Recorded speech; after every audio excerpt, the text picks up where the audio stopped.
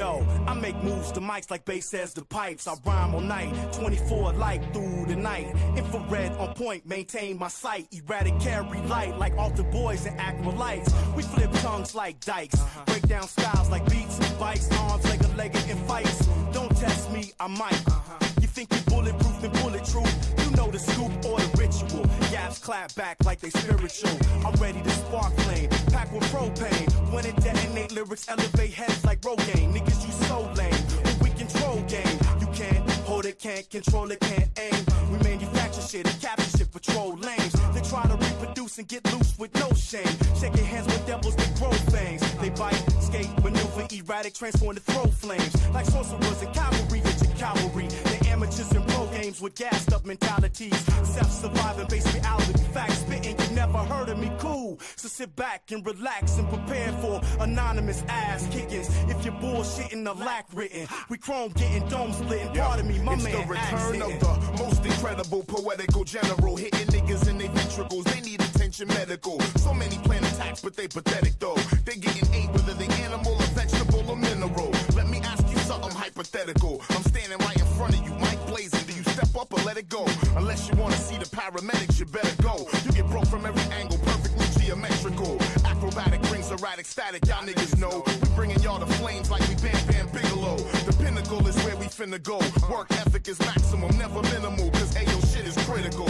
Rip through your miserable freestyle with cynical buck wild precision to make you face ridicule. Incision to your minuscule mainframe is pivotal. I just shrivel to a position that's fetal and unforgettable. Regrettable to think that acrobatic is edible. Bite me once, your brain will shrivel up, you'll be a vegetable. And all from a rhyme. Beantown, Windy City, rep for real every Hey, time. yo, my style slip wrist, persistent like piranha grips. Attack your physical frame, wreck the patterns of your brain. Move product in these streets with the force of a crane. Breeze past most these cats just by saying my name. Ain't no way I'm gonna change, I'm remaining the same. Demonstrate for ill state, erratic, static the name. Rotate pace like Bill Gates and penetrate the game. You know when it rains and pours, we got buckets to claim. Erratic, static, acrobatic, straight smashing your lanes. Craftmatic, rhyme, tactic, style, cracking your frame. You know these whack cats and acts, they got nothing to gain. Repping my name like Method Man and steady bringing the pain. Fresh some seasons like a dime a dozen up in this game. But what's the difference when all they patterns sound the same? No originality or casualty is what they proclaim. While you on salary, your album selling off the chain. Yeah. Motherfuckers always going out for that bullshit. You know what I mean? Yo, me and my people's gonna keep it right. All the way from Chi-Town to B-Town. Keep rocking, alright? Chi-Town, enough respect, then a B-Town. Enough respect, then a Rude One. Enough respect, then a Doc West, enough respect, then a Profound. Enough respect, then a Acrobatic. Enough respect, then a Family Tree. Enough respect, then a Rev John. Enough respect, then a Rubber Room. Enough respect, then a the whole wide world. Enough respect, then a and we out.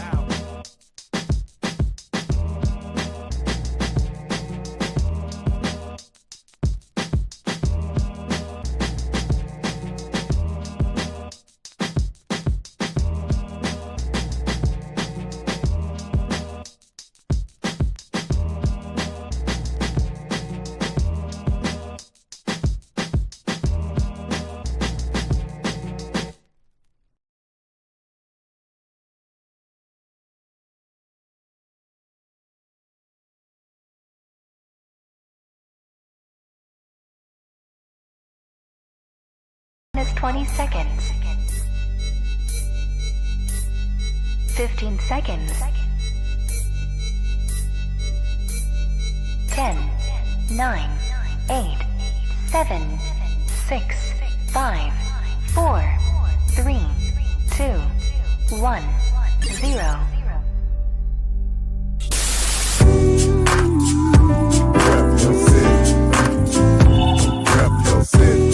Okay. Rep your city. Let me see the mic. Rep your city. Give me the mic. Rep your city. I got you. Rep your city. I'm gonna tell you now, man. Rep your city.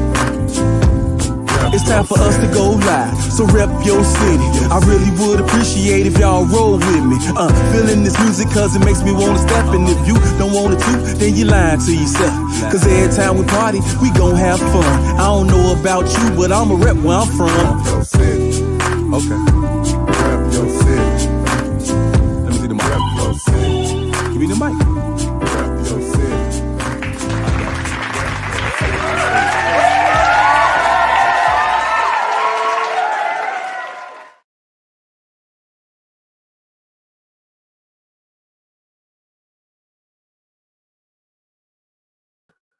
Welcome.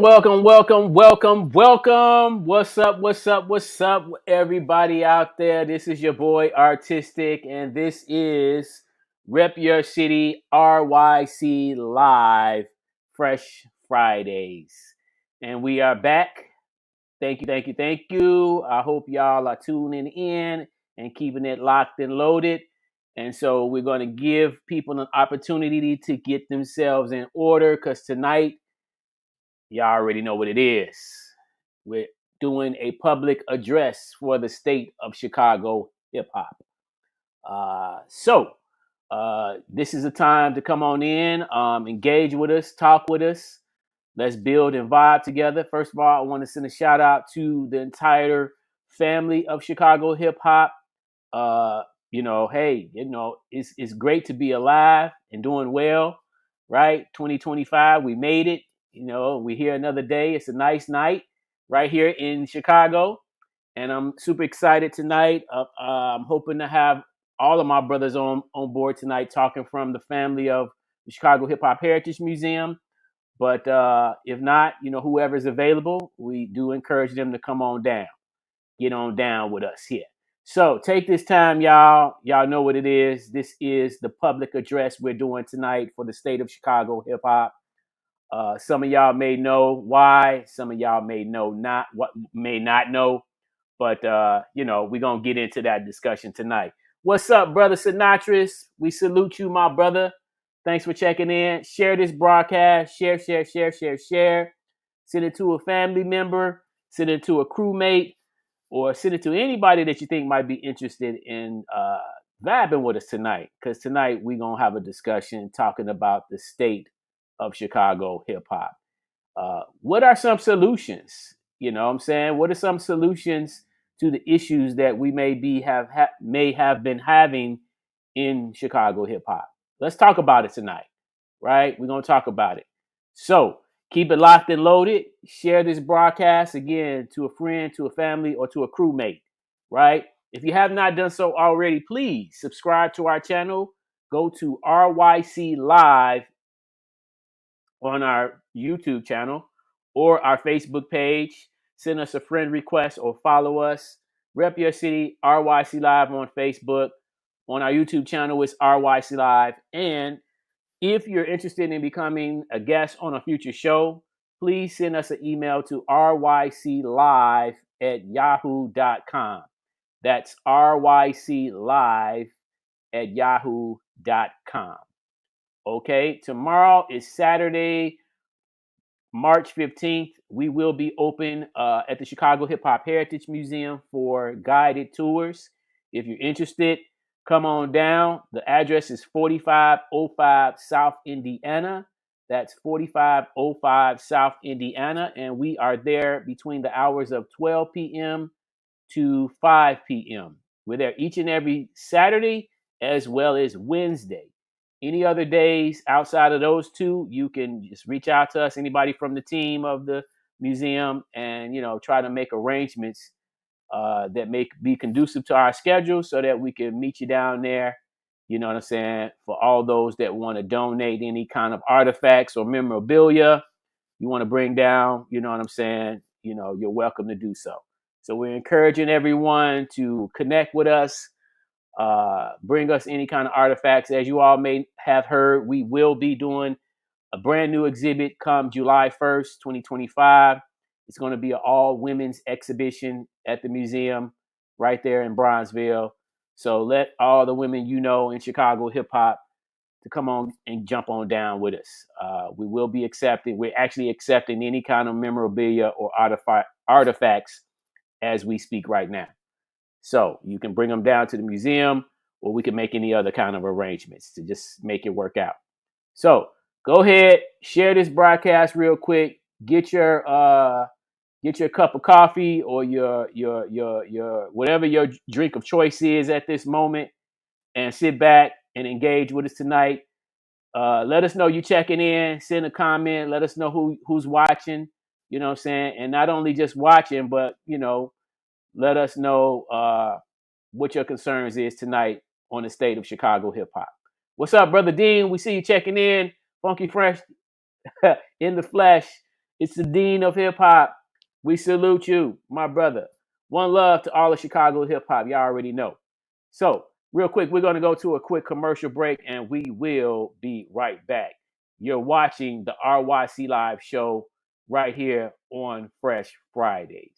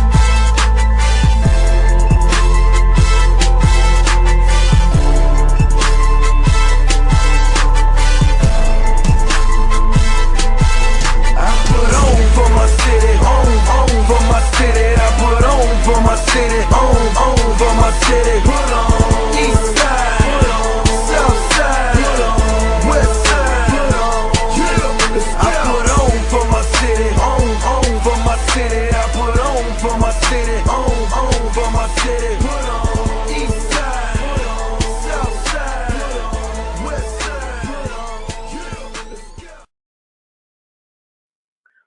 What's up? What's up? What's up? Welcome back to the RYC Live Show. This is Rep Your City RYC Live Fresh Fridays, and my name is Artistic. I'm your host for tonight. We do this each and every Friday night at 8 p.m. Central Standard Time. We do apologize for the last 2 weeks. We did not have a show. We had to take care of some other business, and so please do forgive us, you all, for missing the last 2 weeks of broadcast. But we are back again here today, Friday, March 14th, giving y'all another super duper episode. And so tonight we are doing a public address for the state of Chicago hip hop. So type in any of your concerns, any of your complaints in regard to Chicago hip hop. What is it that you don't like about what's going on in Chicago? What is it that you would like to see happen? What is it that you would like to see change? We're looking for solutions to solve issues in Chicago hip hop. Okay. And also in regard to the Chicago Hip Hop Heritage Museum, what would you like to see the Chicago Hip Hop Heritage Museum do that it is not doing currently right now today? Okay. If you don't have any complaints, that's great. Then voice what you love and what you like about this already happening in Chicago hip hop or within the Chicago Hip Hop Heritage Museum. Okay. So let's just get an engagement going on. The goal behind all of this is to, create dialogue amongst each other, all of us collectively, so that we can build moving forward. We all of us that are alive and breathing, we have made it to the new year, and it's about time that we come together and start building together on projects. Okay. And so that's always been my goal. Believe it or not, you can think what you want, but at the end of the day, I'm all about Chicago hip hop, and I'm all about preserving the legacy and the history and the lineage of what not only I have did, but more importantly, what you have did. Okay. What we have did collectively as a culture here in Chicago. It's bad enough we fought hard for many years to be seen and heard. And we have now been given the platform with a voice for us to talk about and to, showcase the body of work that we've been doing for all of these years. Okay. So now is the time, we need to talk about it, and we need to be about it. Right. Like they say, roll up your sleeves and let's get to work. Because guess what, y'all? It's a lot of work that needs to be done. And as some people that may be familiar with the scripture in the Bible where it says the harvest is great, but the workers are few. So we need help. We've been asking for help since day one. And for those that have helped us, we appreciate you. We thank you. We honor you. We're going to continue to celebrate you. It's great. It's great. We love you. You know what I'm saying? We have no malice toward anyone in Chicago, anyone that's stepping up and putting in work and trying to get involved and make a change. Thank you. Gracias, as the Latins say, right?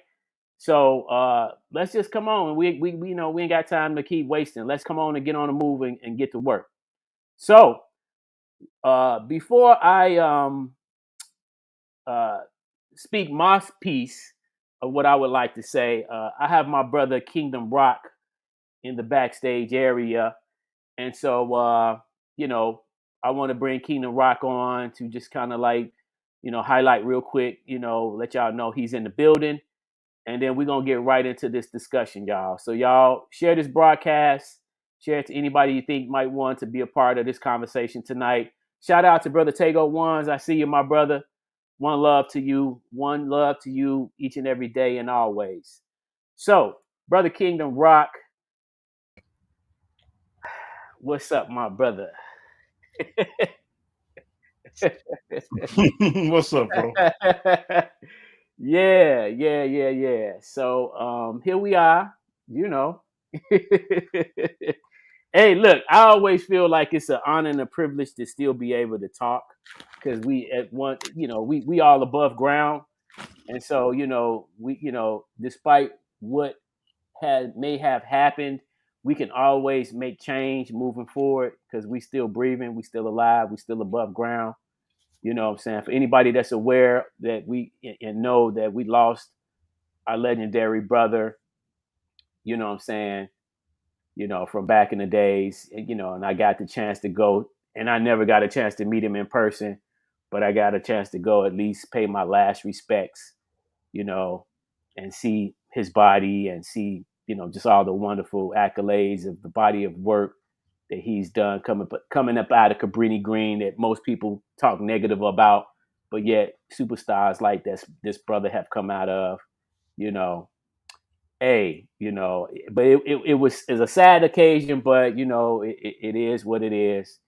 Jerry Butler legacy will never ever be forgotten, no matter what nobody say, no matter what people how they looked at him, if they didn't like him or they didn't like how he did what he did.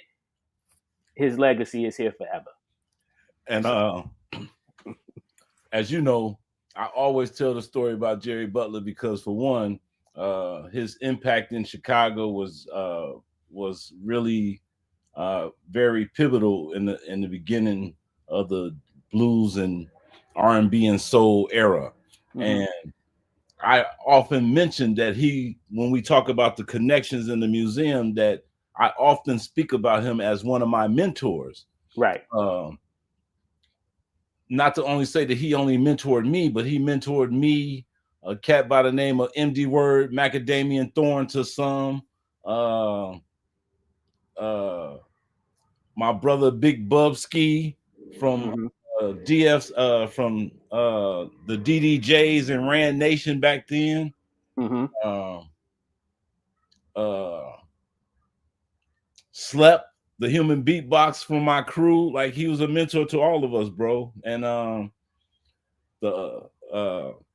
and so I tell that story in the museum about how he reached back and how important mentors are, and how mentors are sometimes able to check you and put you in and pull your coattail when you step out of line. And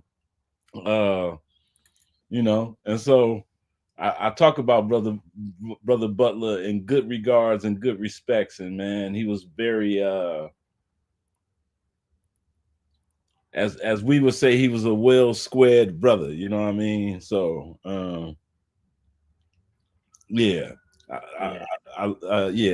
Jerry Butler was a great guy to me, man. And I tell his story every time I do a tour in the museum.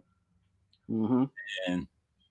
And he's not the only person I speak of, but you know what I mean? Like, but to be able to go to his home going this week and give your final respects and to watch the montage video that they did of him was really good.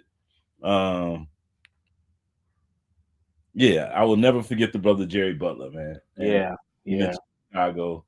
If you're not familiar, do your research, y'all. That's why we're here to tell you some of this stuff. Yep. So So, again, y'all share this broadcast. For those that may know why we're doing this topic tonight, we're going to get right on into it. So, I made a post Monday, right? This past Monday. So it's been 5 days already, burning with flames. And, anybody like Kingdom, like you said, anybody that know me, know how I am and know my demeanor, know my character, know my spirit, know how I move and how I do what I do. You know what I'm saying? And it's never with any kind of malice. It's never with any kind of hate. You know what I'm saying? It's never with any kind of envy or jealousy or any of those negative qualities, because that's just not me. I don't get down like that. Right. When I saw the post, I was like, somebody done pissed Artistic off. That's not his character. Like, that's not like him. Right. Like, right. I wonder where this came from. Yes, sir. Yes, I said, sir. I'm gonna let it brew, let it do what it do. You know what I mean? And so here we are. You know what I mean? Right. So, and so I want to let everybody know, my goal personally, and I think I could speak on behalf of the rest of the team at the museum, but I know my goal personally is to shine the light on, or to shine the light to the world on what we done in Chicago.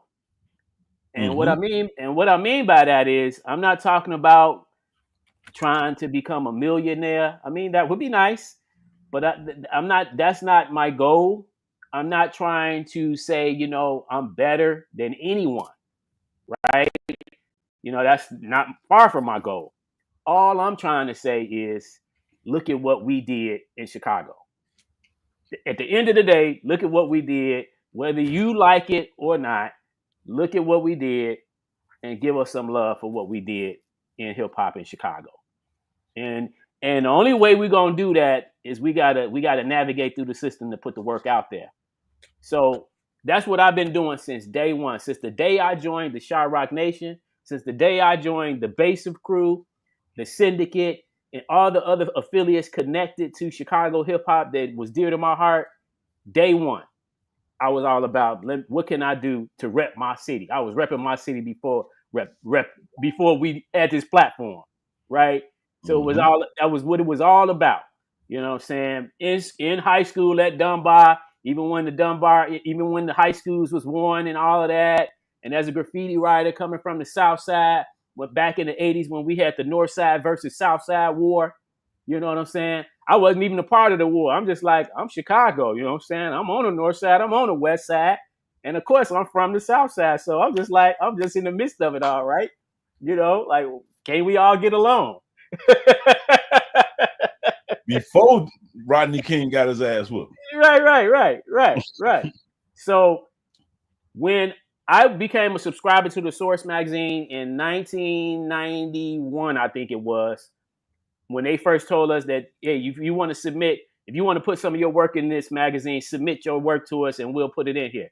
And I started sending not just my stuff, but stuff from Chicago, sending graffiti pictures, sending pictures of us at parties and, stuff that I didn't mind sending. And they never published any of it. And I said, man, and they never send me my pictures back. You know what I'm saying? I'm like, oh, okay. All right. So, if you can't beat them, you gotta create your own space. If they're not in conjunction, you can't be in conjunction with them. You got to create your own space. So then that's when Chicago Rocks was born. And it was just like, okay, what better name? Chicago. We're gonna represent our own. You know what I'm saying? Again, all about us, right? And others connected to us and affiliated with us right here in Chicago and throughout the Midwest. So and even now with this project currently that I have called The Real Deal on the history of Chicago hip hop, same thing, right? Same thing. It's about what we did, So the post that I made on Monday, as some of you may know and some of you who don't, read basically if no, you got to read it for verbatim. So okay, all right, let's do that. Let's go to the page, right? Let's be on point, no guessing and everything. I'm gonna just read it for, like you said, verbatim, right? So let's see. That was made on Monday, and it was just text that was made. Okay, all right, here it is, March 10th. 4:44 a.m. And if anybody know me, they know that I stay up late working because I work nights. And so a lot of times after I come home from work, I'm still working. I come home from work to go to work, right? Yes. So this post was made March 10th at 4:42 in the morning. Okay? The text reads, Chicago, when we talk about hip hop, if it happened and it's not in this museum, and in parentheses, it says Chicago Hip Hop Heritage Museum. Then it says the question, guess what? It did not happen. Right? Boom, blank, and there it is, right? Okay. So, I'm like, okay, let's see what happens, and as the days, as the hours and the days went on, you know, this this little text, and y'all know I like pictures and videos and stuff. So when I make posts, I usually always have some kind of photograph or a video or something. I don't do a whole lot of text posts, right? You know, so but this one right here, Like I said, another thing out your character. Like I was like, this dude, he really doing something different. So now, for those again that know me, first of all, those were not even my words, right? As Kingdom said, if you know me, you know me. That's not something I would say. Of course, I honor and appreciate everybody's contributions of what they did, what they've done over the years, and what they're currently doing. So I would never try to erase anybody's history, you know what I'm saying, or deny what they did, you know, as being unworthy or whatever. Excuse me one moment, y'all. Kingdom, can you talk? Somebody's ringing the office doorbell. I'll be right back. Okay. All right. So what the brother is trying to get to is that when he made the post, it was after we had attended the Presidential Lifetime Achievement Award presentation that was done by Tony Shelton in behalf of the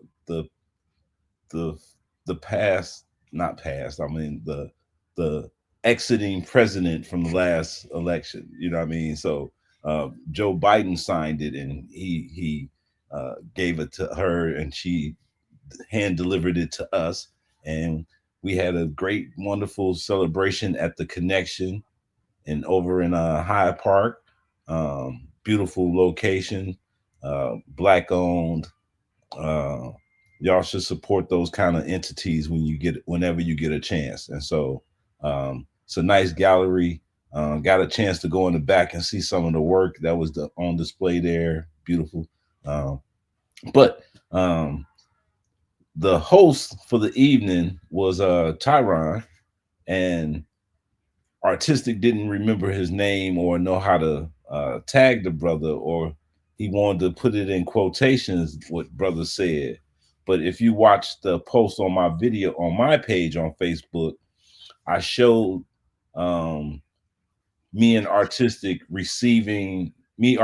and Dante accepting the plaque at the event. And so while Tyron was introducing us and talking about it, he actually made the statement that if it's not in this museum, then it didn't exist, and y'all need to get over and see it. And this is talking to people that's not actually even part of the hip hop culture. The majority of the people that was at this event was actually house. And so Tyron is actually someone that films with he films his podcast. He's a guest, a reoccurring guest on one of the podcasts that films in the museum with damn. Why can't I think of the name of the damn podcast? Yeah, and I'm having the same issue, but yeah, Teron Ivy is the brother's name. Right.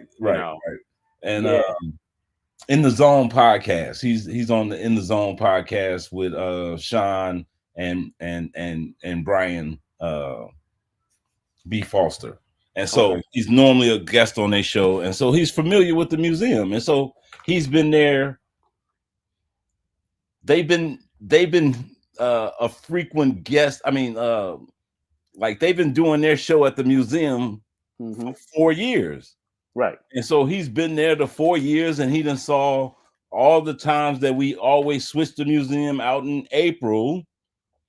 People, at the end of April, we shut down the museum, closed out for 2 months, and everything that's on the wall is replaced, and we redesigned the whole museum with a different theme, a different ideology, a different concept, a different philosophy, a different everything. And so we tell y'all that because on the 27th, what was up for the last year will be off the wall, and you'll miss what was on the wall.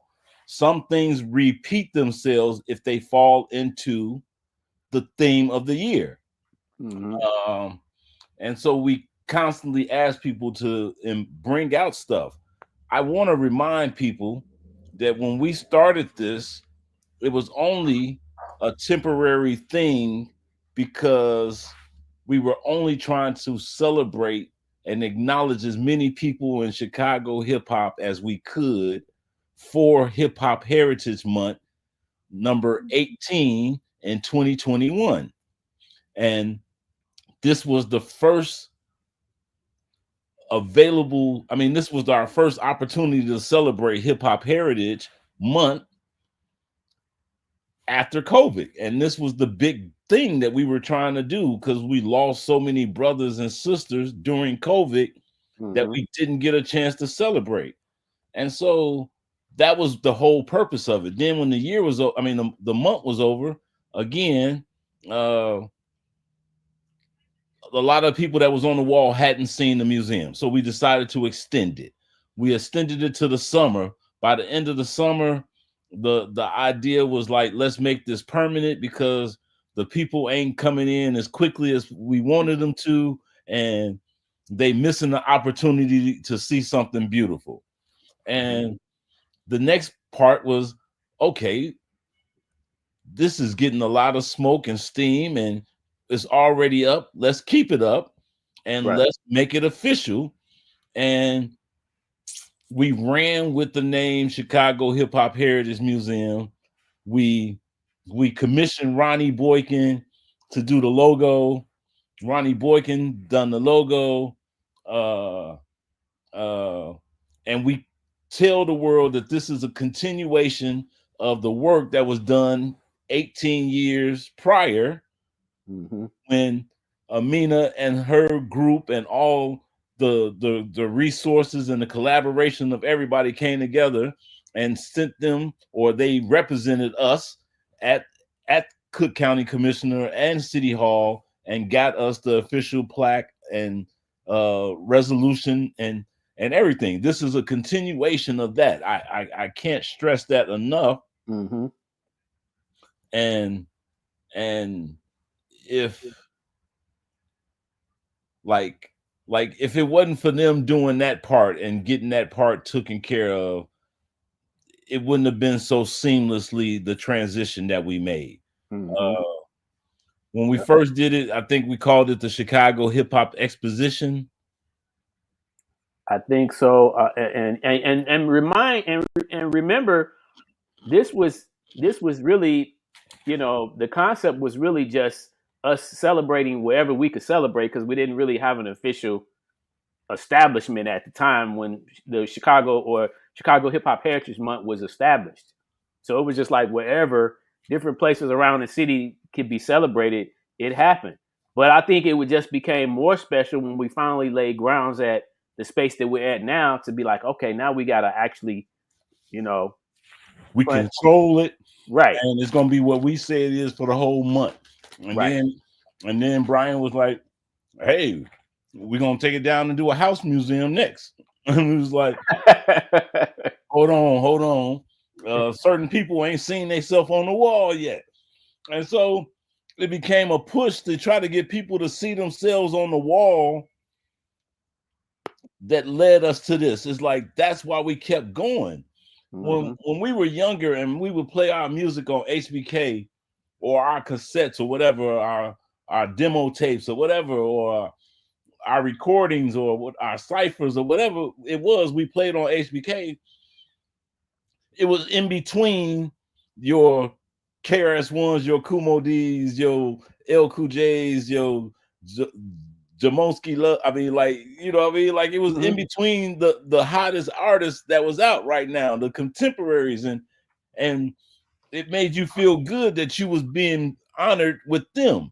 And that's the same thing that we wanted to get out with the museum. When we talk about this museum, it's not about just your common senses, your Debrats, your Twisters, your psychodramas and all that. But like those guys are really important. And the work that they done speaks for all of us, not just one of us, but all of us, because they're part of us. And like, I can feel that a little bit different because like we all kicked it together at points of our careers. Mm-hmm. or not even our careers, our childhoods or whatever. Because like when we was 14, 15 years old and we said we was gonna be rappers, the next day we was rappers.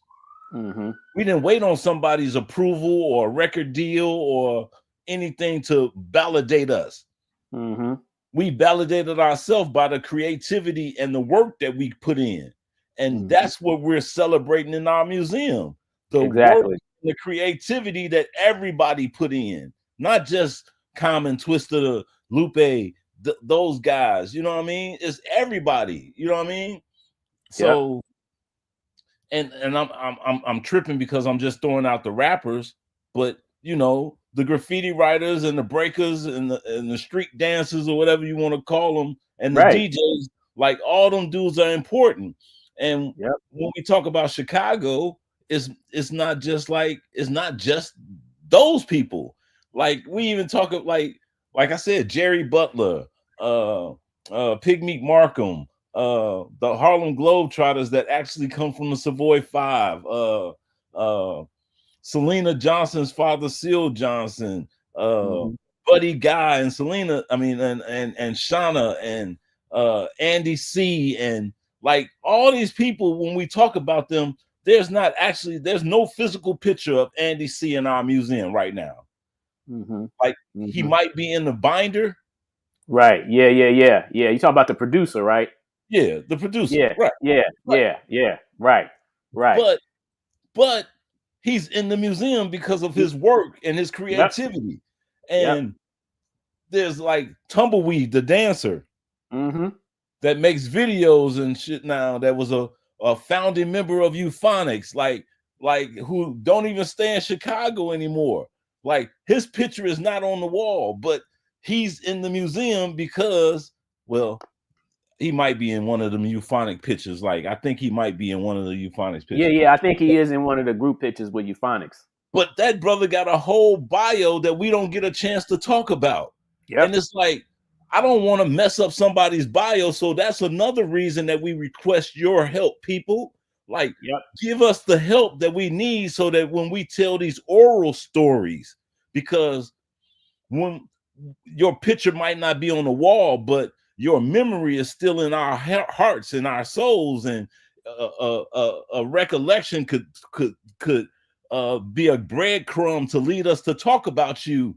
And I would love to be able to talk about you fully and have your whole history back. And he was born on this date, and he was this age, and his mama did this, and he lived here, and he went to this school. And I would love to be able to do all that.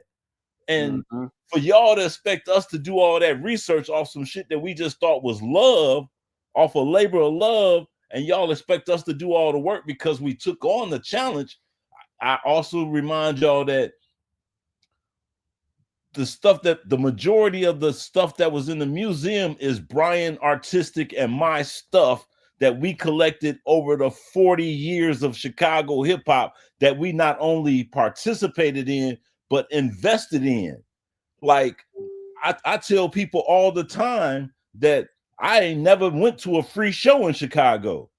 If I've been to a show of yours, I paid my way to get in. You ain't never caught me or put my name on a list and said Kingdom getting in free. You ain't never done that. And I challenge any of you Marks to say you did. You know what I mean? I say Marks in a loving way. You know what I mean? If y'all know me, you know I say that in a loving way. Yeah. There you go. And I don't mean no harm when I say it, but all y'all know that I say it in a loving way if you know me. If you don't, I'm apologizing for it now because some of you Marks are sensitive.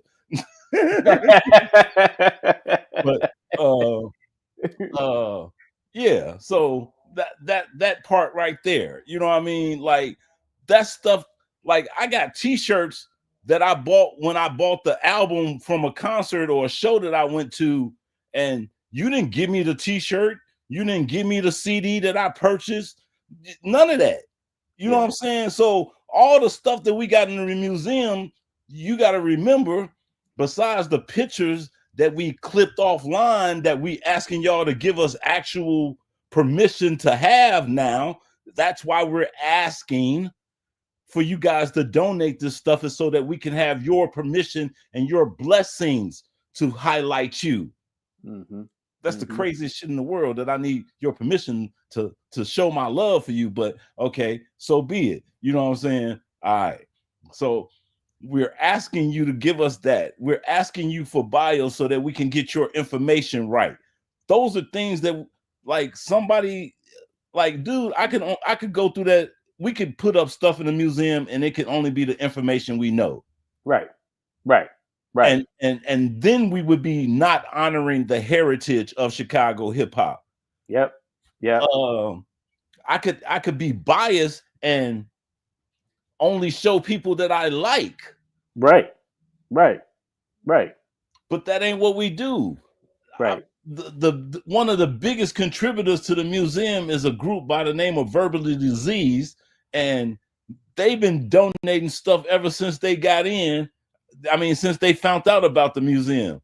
And we got jackets, we got catalogs of music that we can actually sell, that they told us that we could sell if we want. All this type of stuff that they got.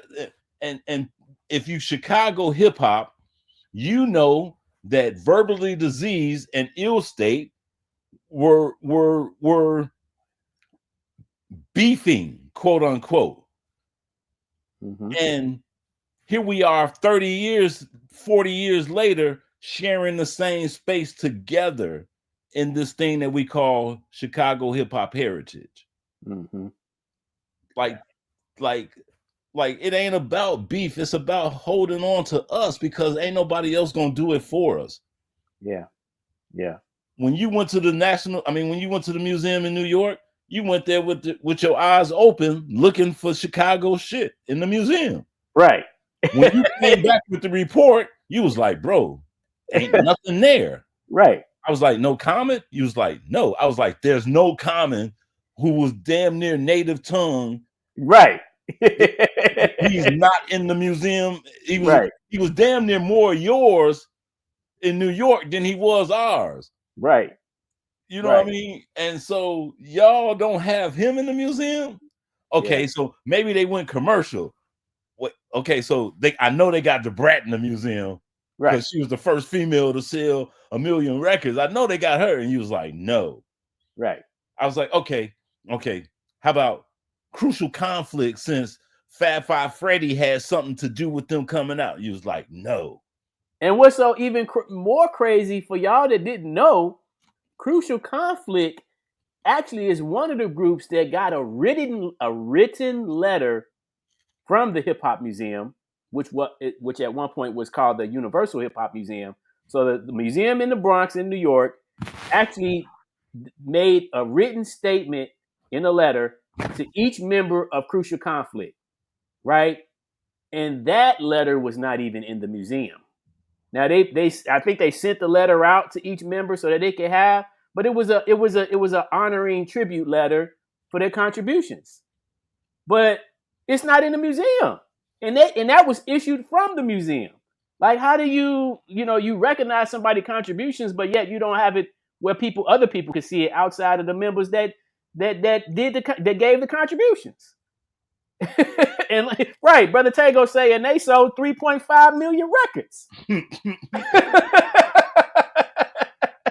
It makes no sense to me, and I know New York, and again, just putting it out there, New York kind of looks at it like, hey, we did our thing. It pretty much started here. Now it's up to y'all. In other words, don't ride off of what we did. Y'all create your own legacy. Y'all create your own path. You know what I'm saying? Just like we did. Y'all, it ain't no handouts. And at the end of the day, that's hip hop. And you know what I'm saying? That's what our elders taught us, bro. When the graffiti writers started throwing the sidewalk the graffiti meetings, the citywide graffiti meetings, we went to those meetings. I'm not a graffiti writer, but I went to the meeting because it was hip hop. Right. So I go to the meeting because I'm normally the lookout guy when my cousin them riot and some of the other marks from Ida B. Wells go bombing on 40th. I'm the lookout guy. So, or when we go to the Wall of Sin out there with y'all on 93rd or whatever, I'm the lookout guy. You know what I'm saying? So I'm feeling like I'm part of the culture. So I'm going to the graffiti writers meeting. Yeah. We was like, hey, y'all ain't gonna say nothing about us rappers being here. They was like, look, if you want a meeting, you throw your own. Yeah. Yeah. And that's what we and that kind of philosophy has been stuck in my head ever since. Yep. You know what I mean? Like if I want something, do it myself. Yep. And so when the club started throwing us out, I mean, like, okay, so we start throwing the meetings at the Museum of Science and Industry. The Museum of Science and Industry led to the creation of the Terror Dome. Right. Okay. The Terror Dome meeting said we need someplace to perform because all these clubs ain't letting us in. I say, okay, let's do the Blue Gargoyle. Mm-hmm. We start doing the Blue Gargoyle. We hear about artistic, not artistic, I think was it Fear that went to Lower Links first? Yeah, Fear hooked up with Darrell first, and Fear basically became a promoter for Lower Links before it even really jumped off. Right. And so all this came from us connecting with each other and passing it on because we had to do it ourselves. Exactly. And like I said, when we did the sign-in sheet at the meeting, and the sign-in sheet became the database of Chicago hip hop, where it's 100 people. The list started off at 20 people. Then the list became, the next meeting had 100 people at it. And so now we got a list of 100, 200 people in Chicago hip hop, and we all connected through this one list. That was Chicago hip hop's first database. You know what I mean? Yeah. And people don't look at it like that. And so when DA got cheated at the Regal and Dr. Groove and Cassius and them said, hey, we need y'all to pull the people together. We had the list to go by. We had WHBK to go run to. Mm-hmm. Like we used what we had to get what we got. And again, the biggest statement in hip hop to me is I credit that to Ice-T when he's The Art of Hip Hop, the documentary, the subtitle is Something from Nothing. Yeah. You know what I mean? And so that's really important. And again, that's the same reason some of y'all think we don't honor any of the drill artists, but y'all mistaken. Chief Keef has been in the museum since day one. Lil Durk too. I mean, even how many people know L.A. Capone? He was a drill artist too, but now he's deceased, right? He's in the museum. Right. But Chief Keef, he's one of the main examples of taking nothing and turning it into something. Mm-hmm. When you can record a video in your living room on house arrest with just you and your boys, and you break the internet. Yep.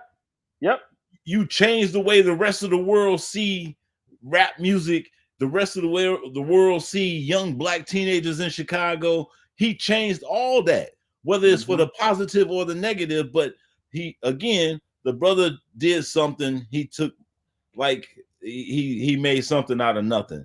And that's the same thing we did.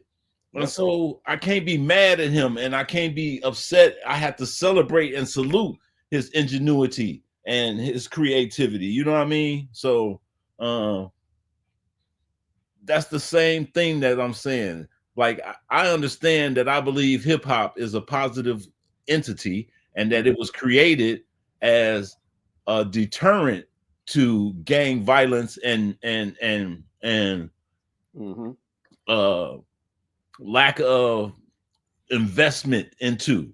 Yeah.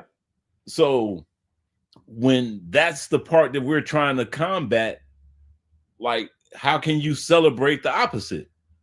Like, anything that's me talking about, like my son, because my son had to hit me up last night because he saw all this mess that was going on.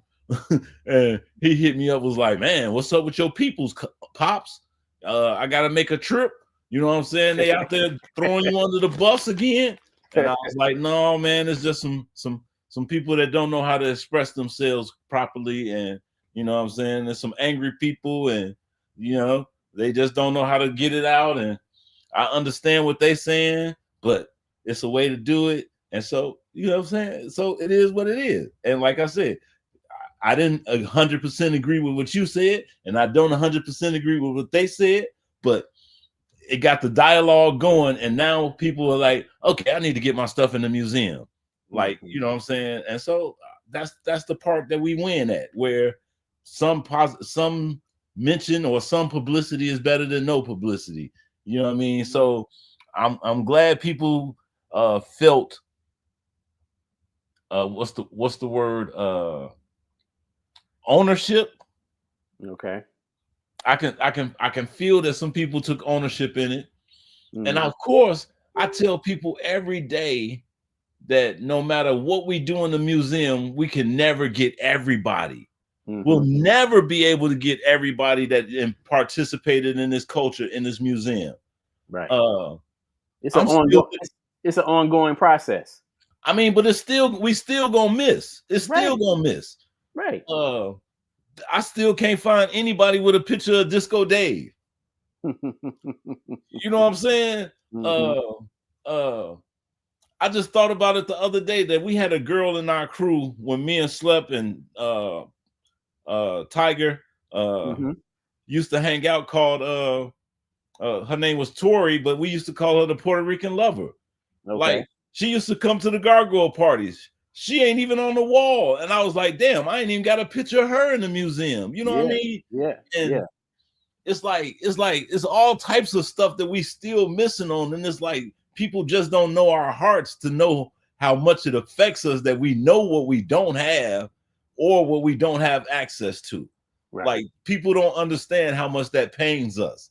And so I want people to understand that, and the plead for them to get the stuff to us is just so that we could tell your oral story, bro. Like, real talk, man. So check it out, y'all. So this is my whole take on, as much as the post that I made did not, first of all, was not my words, but of course, again, like I mentioned earlier in the outset, that I'm not saying that nobody's contributions are important. If you did it, you did it, right? And you should be, you should be credited for it, right? But what I am saying is, if you did what you did, and like Kingdom just said, we don't have access to it, or we don't know about it, then where is it really at? Who else is telling your story? Yeah, who else is recognizing you for what you did? What other institution is doing that? Or entity for that matter? Where is are you on a record label that's doing that for you? Where is it doing that to let other people in the world know you did what you did, however long ago it was? So my main point was, if you did it, why come we don't have it? Okay? Because if we have it, we gonna show it to the world. We gonna make sure people see it to the best of our ability. So if you did it and you have it, why is it not with us? That's the point that I was trying to make. And if your intentions was to get it to us, then okay, come on. Now we didn't hit the air, right? Okay, so if you was on your way to the museum and you haven't gotten there yet for whatever reason, okay, when is it gonna happen now? You know what I'm saying? If you got what you got and you say it happened and you got the receipts to prove it, when are we gonna have it? Because at the end of the day, it ain't gonna do you or nobody any good if it's sitting in your garage, if it's sitting in your basement, if it's in your storage unit. Nobody is gonna see it. Nobody can validate something that they can't see. And see, I'm with you. But I want to say that these people don't like the whole problem that we had when we first started was convincing these people that they had something worth sharing anyway. Like, some of these people don't believe that we had enough to put in a museum anyway. Right. And so that's the part that gets me, is like, you don't have enough like pride and self-esteem in yourself to honor yourself to say, hey, I know what I did was important, and these people want to highlight me. Let me help them. Right. Like, that's the part that I don't get. Like Right. that's the part. Like I heard somebody say, we was trying to capitalize off of their work, Right. and I was like, bro,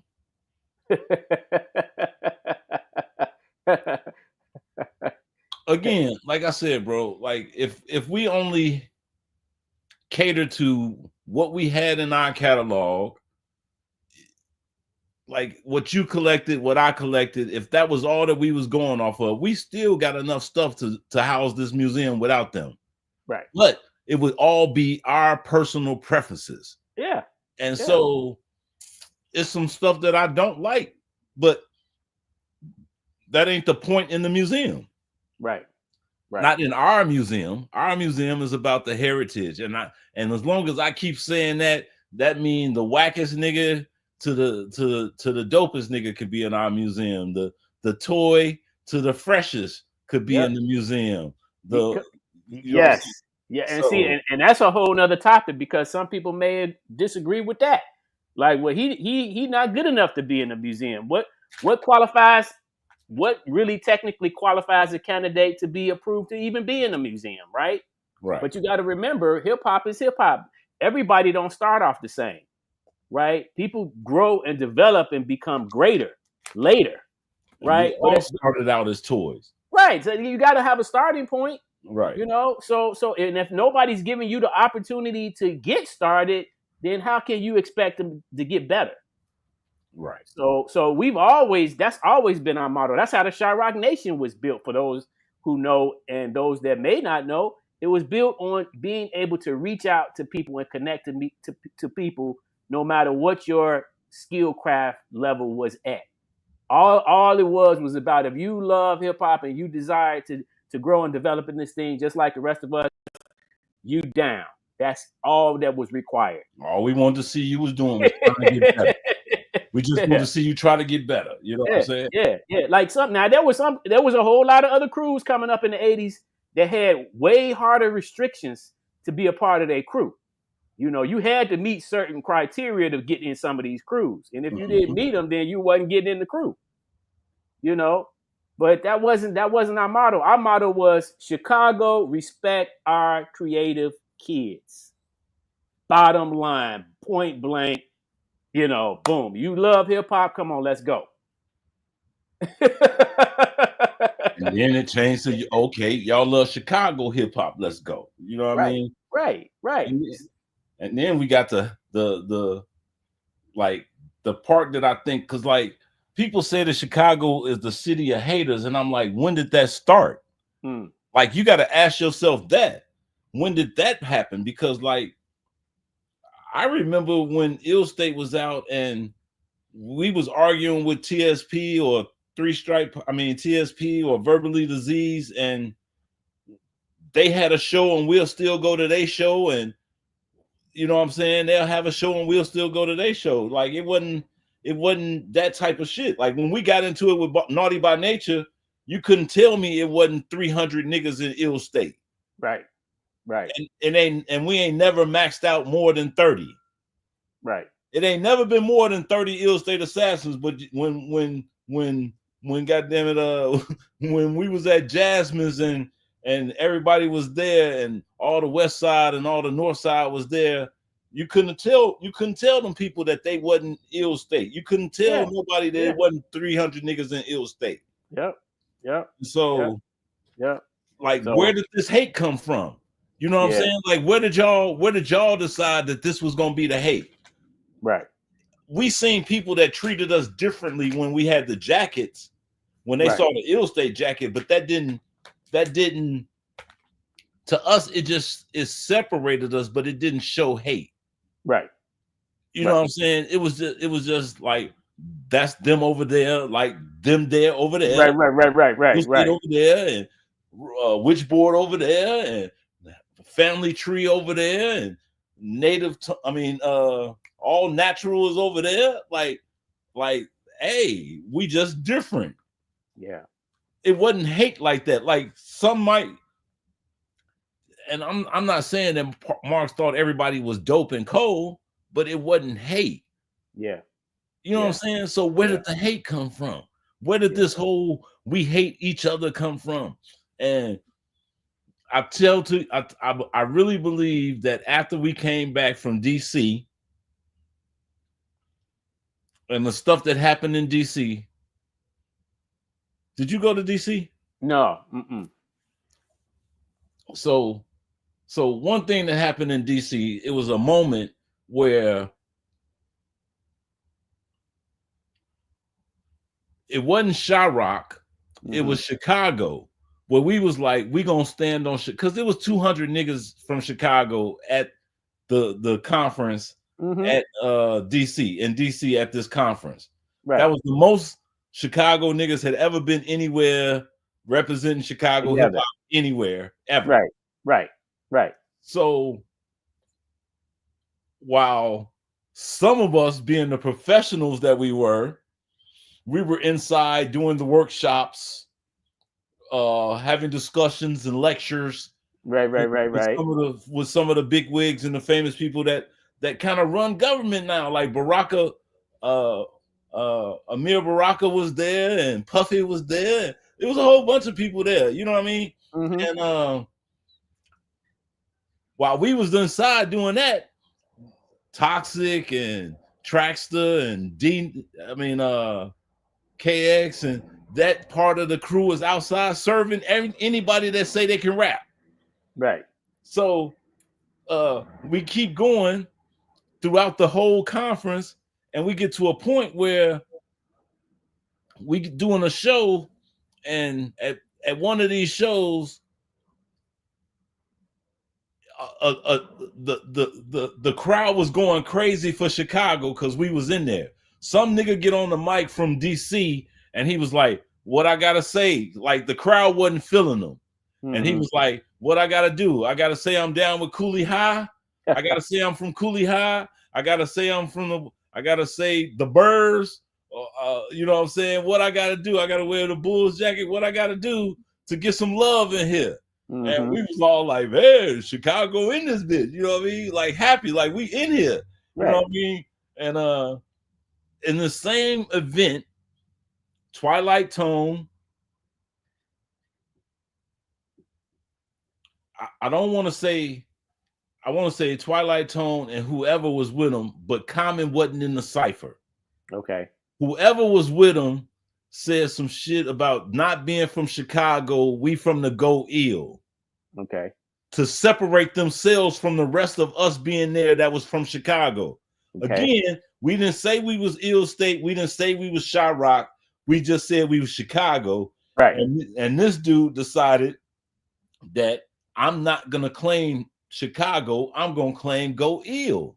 And it was like, bro, and I know my little cousin Riot was there, and Riot was like, bro, you lucky you here. If we wasn't in Chicago if we was in Chicago and we wasn't here on this United Front shit, we would whoop your ass right now. and I really believe Riot was a little bit off the handle back then. So I believe Riot would have done something. Okay. The point was, we here on this Chicago front, and we gonna stay unified here. But if we was in Chicago, for your disrespect right there, that'd have got you a mouth shot. You know what I'm saying? And so we left it be. But I really believe that after that, that's when these guys started gatekeeping. I think that they got in the position where people was asking them about Chicago artists, and until somebody proved to me differently, I'm gonna keep believing, because I know where the phone calls was coming from, and I knew who was picking them up.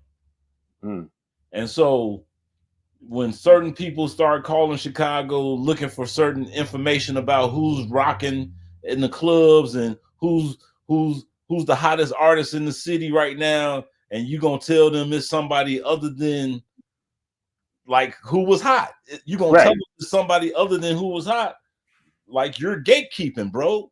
If you're trying to hold all of it for yourself, you're gatekeeping. And that was kind of backstabbish. And if I mean, like, think about it, bro. You got Cameron hiding in the city. You know what I'm saying? You got all these rappers hiding in the city. You know what I'm saying? The dude from the Lost Boys was in the city. Cameron was hiding in the city. Like all these guys is in the city, and you don't think that they know who hot and who ain't, and you telling them these niggas ain't cold? Right. Right. Like they know who. Like it was a video when Cameron was like, man, when I was in Chicago, man, there's some spitters in Chicago. Mhm. He was like, he was like, those were the roughest people. I mean, like, those were the most lyrical people I seen. Yeah. Yeah. In his travels. And so when he say it and the world don't believe it, it's like, what? Y'all really don't believe y'all don't really believe who you are. When these record companies sign artists just to shelve them so they won't be competition to their artists on their labels, y'all don't believe that that's what happened to y'all. Y'all think that they got you believing that you did something wrong and that's why your record didn't come out. Not that they signed you so that they could shelve you. Like you idiots. Like that's the part that I want y'all to be mad about. Not mad at us. You need to be mad that these marks was out here signing y'all the bogus contracts to keep you from not being able to sell records so that you can't be competition to them. And I just think at the end of the day, man, the bottom line is we need visibility. Like for what we've done is great. The contributions are always great to be able to say, I did this, I did that. But we need visibility, right? Again, items and contributions of what we've done in the past that very few people know about. You know, it's kind of like, you know what I'm saying? Like in other words, like I was a writer. The objective of a graffiti writer was to get up and get out. Okay.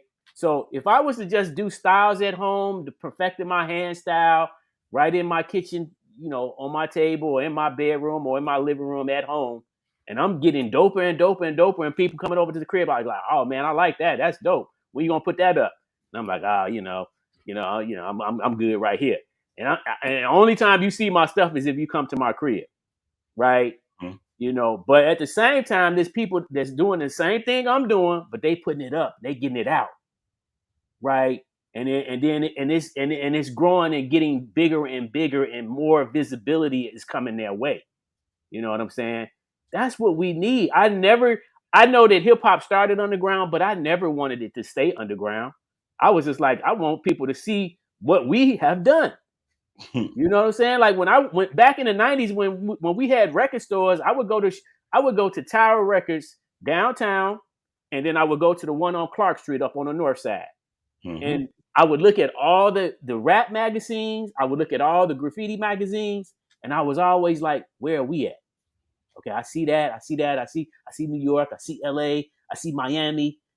I see Houston, Texas. I see, you know what I'm saying? All these other cities. And I'm like, okay, where's Chicago? You know what I'm saying? That type of stuff used to piss me off, you know? And then I'm like, I know we could do way better than some of the stuff I was seeing, but the visibility, man, and anybody could have been putting stuff out at the time, you know? So I was like, well, if they could do it, we can do it too. You know what I'm saying? And so my thing was and I remember having this debate with some people saying, let's keep it underground. Hip hop belongs underground. No, hip hop started underground, but it doesn't have to stay underground. As long as we in control of it, we can go as the sky's the limit as far as I'm concerned. You know what I'm saying? I don't want to just paint in my crib. I want to paint, you know what I'm saying, wherever I get the opportunity to paint for people to see it. Mm-hmm.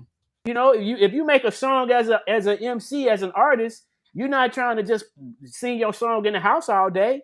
You want to be heard on the radio. You want to see your stuff selling in the stores. You want to see it selling online, on the websites. You know what I'm saying? You want people to hear you. You want to go perform and do shows.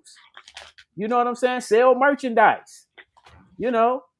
But that's visibility. If you ain't lining yourself up to get that stuff out there, guess what?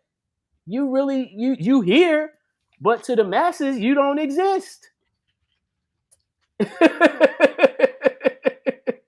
So I think we've been talking for a minute.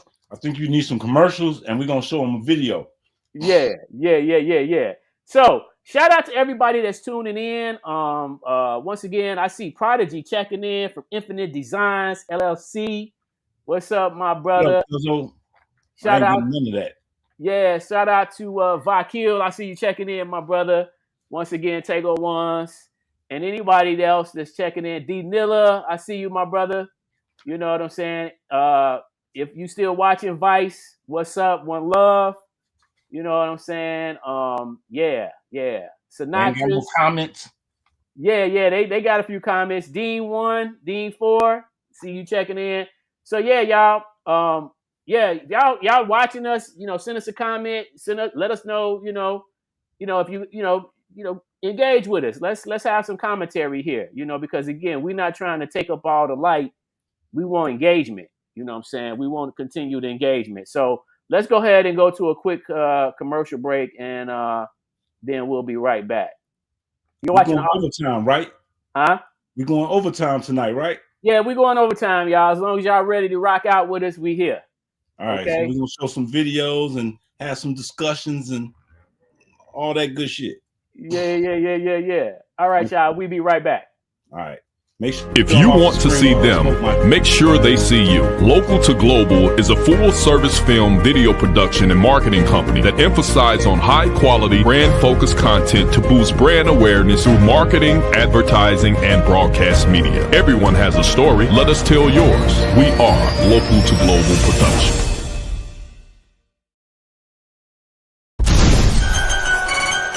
Hey, yo, legends, where y'all at? We got a mission. 1, 2, 3, 4, 5, 6, 10, 7. Enough is enough.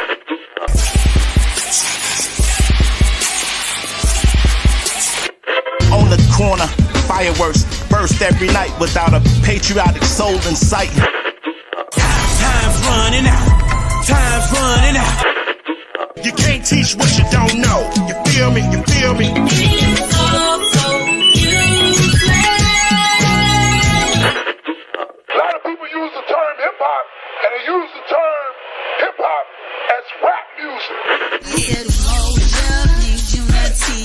Stop the violence.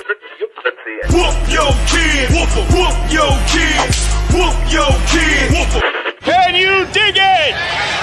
Can you dig it? Let me make it clear. Yeah, I can move the crowd like strippers when they up the pole. Watch them move around. Different type of racket, they don't ball like this. Disconnect the competition, tell them call on this. First of all, let me explain the situation like this. The kid in this bitch, the kid don't miss. Nothing but the diesel I crumble up. Been a hustler since Reebok's on the pump 'em up. Y'all took a good one, but better tossing towels. Kill Margo in this shit, nigga, I'm the king now.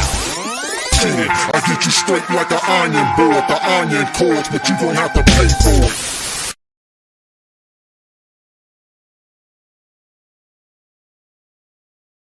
Are you tired of shopping for wigs in the back of a beauty supply store?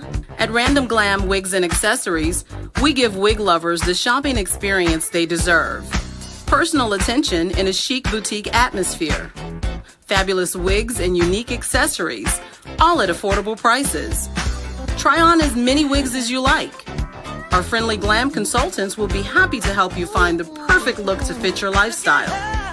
Be a Glamazon and discover Random Glam Wigs and Accessories.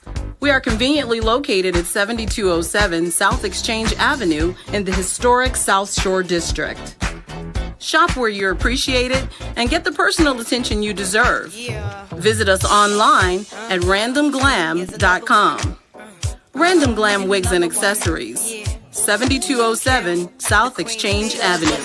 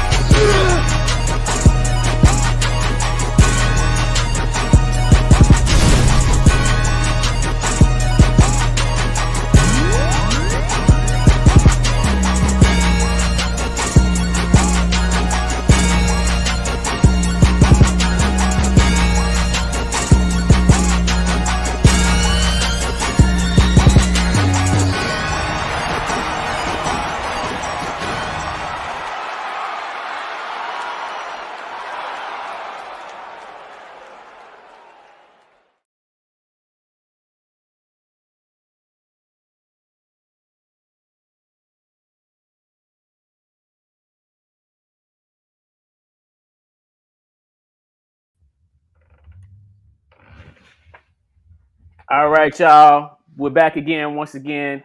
We're gonna show some videos tonight. We don't have a whole lot, but we do have a few that we can share with y'all. Some of which you may have already seen, and that's cool. But if not, enjoy. I'm gonna go ahead and pull these up, and we encourage you all for the future. Again, we're asking for requests. Even with videos, send us links to videos, send us video files, video clips, anything, especially if it's your stuff, or if it's not your stuff, even if you got access to other people's stuff, you could send that to us, send it to our email, ryclive@yahoo.com, and we will, get it on and cracking. So let's take a look at a video that we have here by Infamous Syndicate. All right, this one is called Here I Go.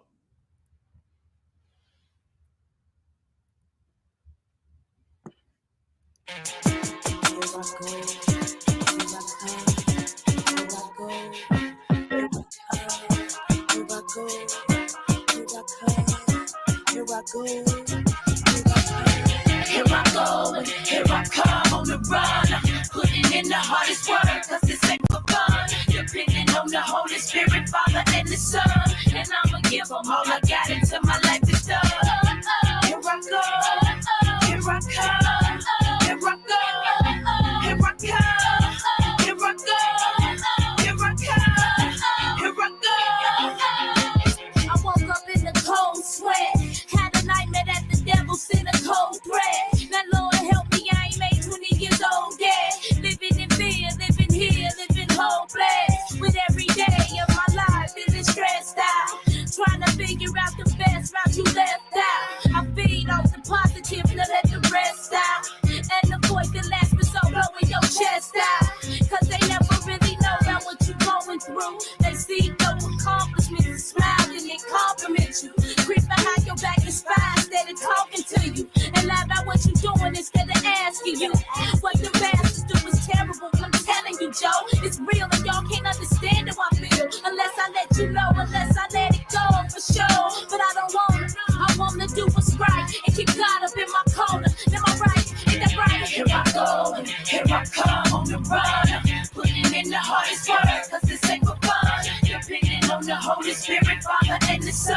And I'ma give them all I got until my life is done.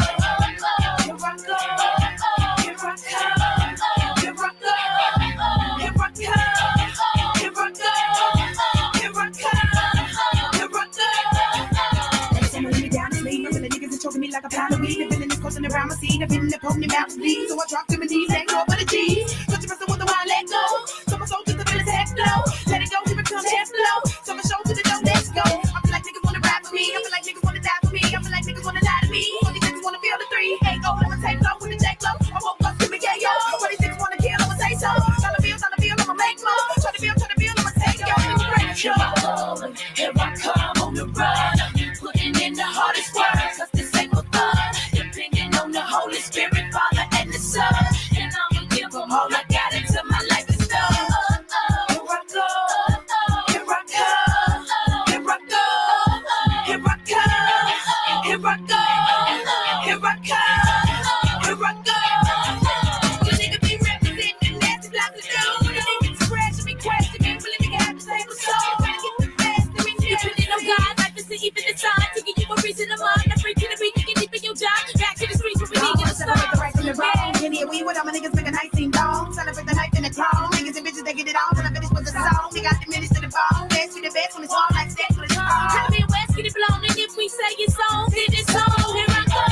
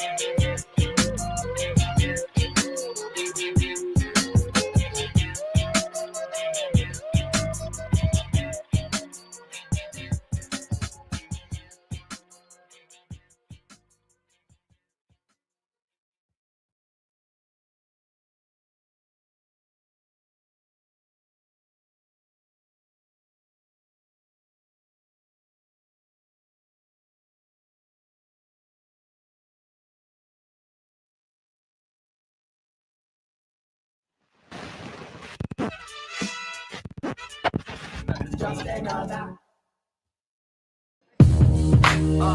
Jack, yeah. Motherfucking light, let it crack to the ceiling. Jack 2. Put your lighters in here. It's a fire, you want it, right? Yeah, it's top of the motherfucking morning. Stop playing with it. Galaxy, big bullshitting all the time. Jack,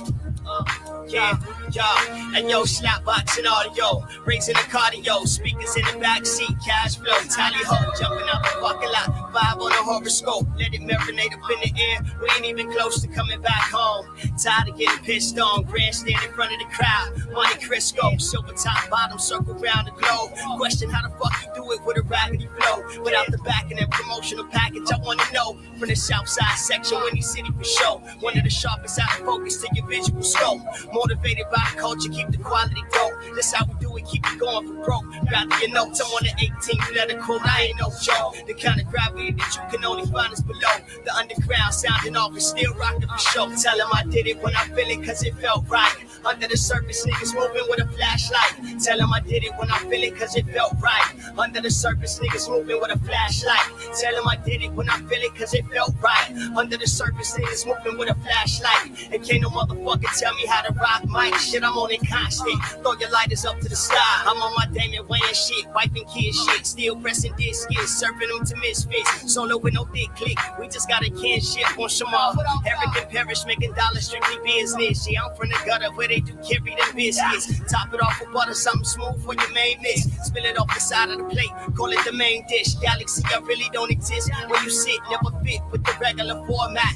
Compromise, no, it's not possible. I'm my own obstacle. Fuck y'all. Middle fingers blowing in the wind. Guilty by association, I ain't got no friends. Attitude, but not arrogant, I stay on 10. And for the fellas, no replies, y'all might submit.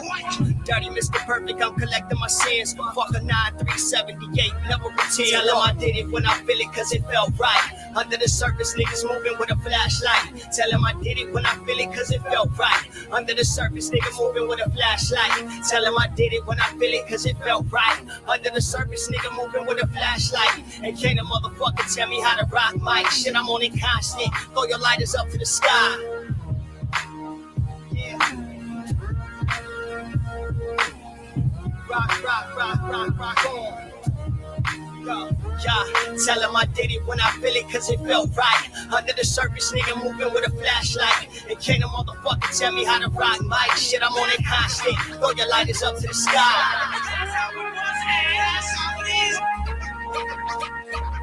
Just let it breathe. Soak it on in. Soak that shit in.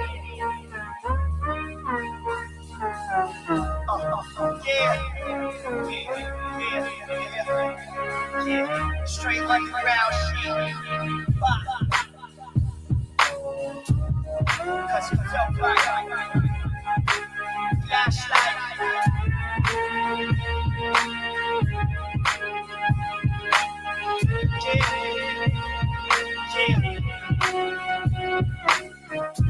Throw your lighters up to the sky. Throw your lighters to the sky. Throw your fucking lighters up to the sky. Lighters up to the sky. Yeah. Flashlight.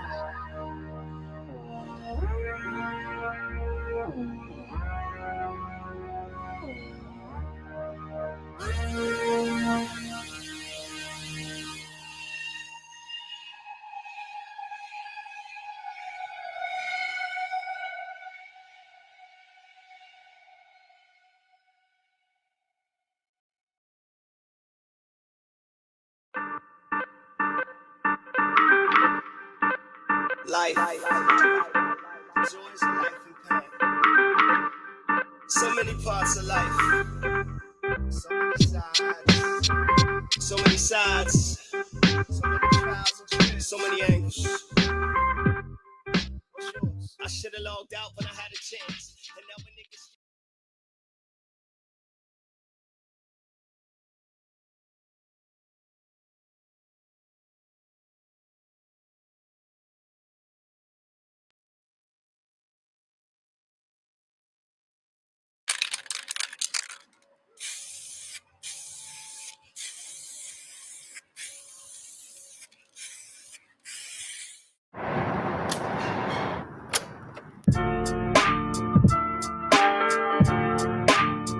hip hop,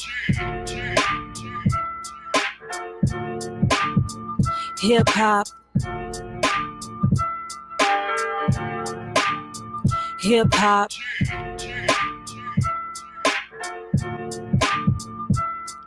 Word. No pen, no pad, 90% line, the other 10 just trash. Lady Rachel Shonda, I'm a product of that. Remy Ma, EVE had the game on smash. Word. No pen, no pad, 90% line, the other 10 just trash. Trina and the brat, I'm a product of that. We all know Foxy Brown had the game on smash. Word. Natural selection, survival of the fittest. Process of elimination, L's about to kill this. Get your favorite rapper in about 3 minutes. It's all in Doris theory, time to get scientific. Get your pen and the pad, about to get prolific. I'm young, black, and can't forget I'm gifted. Married hip hop, Mary J, my mistress. Any non-believers, be prepared to witness. An entrepreneur, all about the business. Cut the check, bitch, I'm all about my riches. Any real MC know they gotta fit a killing off the fake, the phony. The ones who mimic, you ain't hip hop or thug, use a gimmick. Tego on the track, I'm addressing the critics. Sickle cell flow, I swear I'm the illest. Some of y'all ain't even got flu-like symptoms. Word. No pen, no pad, 90% line, the other 10 just trash. Lauryn Hill, Salt and Pepper, I'm a product of that. MC Light and Misdemeanor had the game on smash. Word. No pen, no pad, 90% line, the other 10 just trash. Queen Latifah, Lil' Kim, I'm a product of that. Much respect to Nicki for bringing it back. I'm giving respect where there's due, so it's no big surprise I ain't give it to you. Mickey Mouse rappers, ABC flow, your only concern is cars, cash, and clothes. Born to be a king, but you rather be a nigga. Born to be a queen, but you call yourself bitches. I'm guilty myself, I'm the subject of the lyrics. Rappers don't get me, it's like I'm speaking hieroglyphics. Abstract concepts, speaking metaphysics. If I'm not the hardest out, you just speaking logistics. They say sex sells, speaking statistics. You looking for the real, they call me the realness. Hi, it's nice to meet you, I'm Lady L, I'm here to teach you. And if you disrespect, motherfucker, I will beat you. I got a spot that's soundproof, that's where we gonna keep you. Lyrically not inclined, you are not my equal. Word, no pen, no pad, 90% line, the other 10 just trash. I'm a product of the greatest and I'm thankful for that. Lady L and B and me got the game on smash. Word. No pen, no pad, 90% line, the other 10 just trash. I'm a product of the greatest and I'm thankful for that. Lady L and B and me got the game on smash. Word. Hip hop. Hip hop. Hip hop. Hip hop.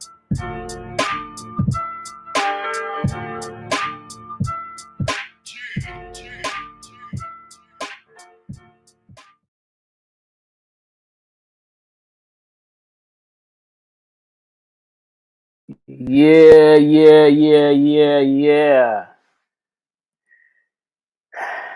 So, what's up, y'all? I hope y'all enjoyed that. I like that one there. That was a nice one there. Shout out to brother Tego.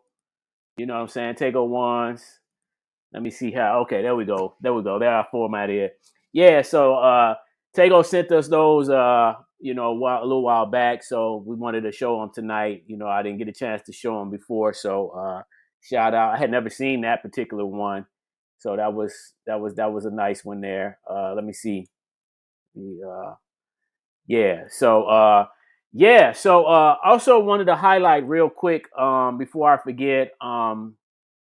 We are also in connection or in conjunction with Columbia College, and we're asking for submissions for Columbia.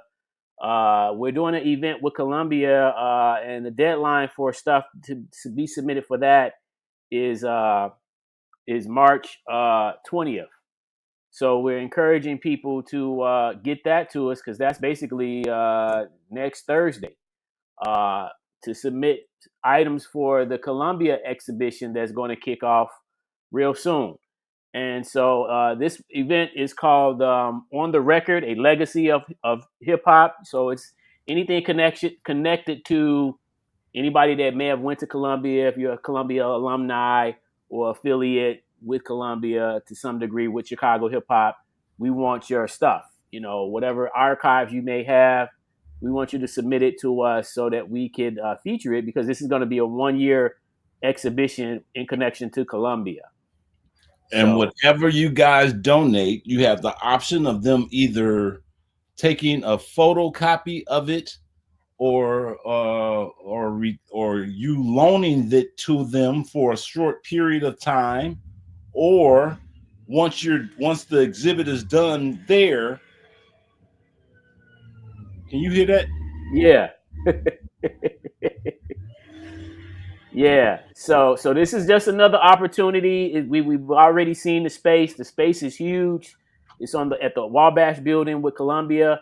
And so we're going to be kicking that off real soon with the new exhibition, but we need your content, and like Kingdom say, we can make copies. You don't have to necessarily give us the stuff to keep forever. We can, especially if it's copyable, we can make copies, digitize stuff, what have you. And, and then we'll have our own copy of it, and then you can take the originals back. But if you attended Columbia, especially back in the 90s or whenever time you attended, and you have any kind of archives in connection to some of your work that you've done over the years, we definitely want you to, get it over to us so that we can submit it to this new exhibit that's going to kick off. It's called On the Record, A Legacy of Hip Hop in connection with Columbia College. And again, whatever you guys donate, you have the option to either have them, when it's all over, when the year is over, the stuff can either be donated to the Chicago Hip Hop Heritage Museum so that we can keep it, or you can put it in the paperwork that you want it to go to the museum when it's over. Or like they said, you could have it either destroyed, whatever you had, once it's over, you could either have it destroyed or returned to you also. So nothing is permanent, or like there's nothing to say that you have to. I mean, like, like it's just trying to. Columbia just wants to celebrate or highlight the stuff that went on in the name of hip hop at Columbia. Yeah, and it was something that I kind of mentioned many years ago. That Columbia was responsible for a lot of stuff that people don't know about, or people that attended Columbia, or some of the student some of the student organizations where you didn't have to attend Columbia, but you were a part of a student organization. You can still be included in this presentation. Like Columbia understood that back then you didn't have to be a student there to be part of their community. And so there's tons of stuff that went on at Columbia. There's a bunch of people that was interns at Columbia that worked at different record companies, and you probably had to do promo events, and you might have had to videotape something, and you might have a video of Common or Kanye freestyling in front of Columbia with the Source van, or some shit like that. Like you might have the Loonies performing at Columbia on video, or you might have Slum Village, or you might have a picture of you in Slum Village at Columbia, or you and KRS-One when he came to Columbia, or Arrested Development, or any of the Ill State Cats, or when some of the comedy events went on.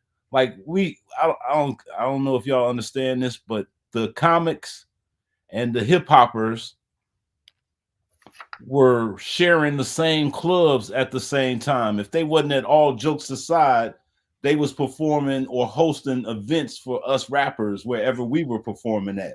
And so a lot of the comedians, your Dion Coles, your Corey Holcombs, Ricky Smiley, Leon Rogers, and Tony Schofield, these guys were implementing hip hop into their shows, and even Tony had his own little hip hop MC alliteration that he used to do every day on the show. You know what I mean? So if like I think Tony went to Columbia. Okay. You know what I'm saying? So if you got stuff like that, like, any of that type of stuff matters, bro. And it's all part of the history and the heritage of Chicago, bro. And even like Columbia just don't know how important or how we use the shit out of them when they wasn't looking. You know what I mean? And only y'all can help me tell that story. And so, you know what I mean? Like I said, we did the D-Soul did the Jimmy Hat Fest at Columbia, and there's on the she gave me the video, and on the video there's First World Administration, which is Slep and Henry when they was a group. Then there's Juice, who got introduced as Terry Parker, Capital D, who got introduced as what's Cap D's name? David Kelly. David Kelly, yes. He was introduced as David Kelly. Ange 13 was introduced as Sister Ange. Cooley's son was a baby still, damn near 4 or 5 years old, and they put him up on the turntables to DJ. Like all this happened. Icy Dre was there. Twista was there.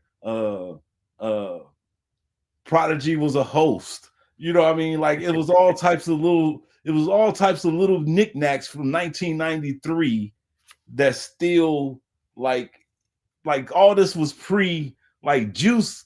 This is Juice before he battled Eminem. Right.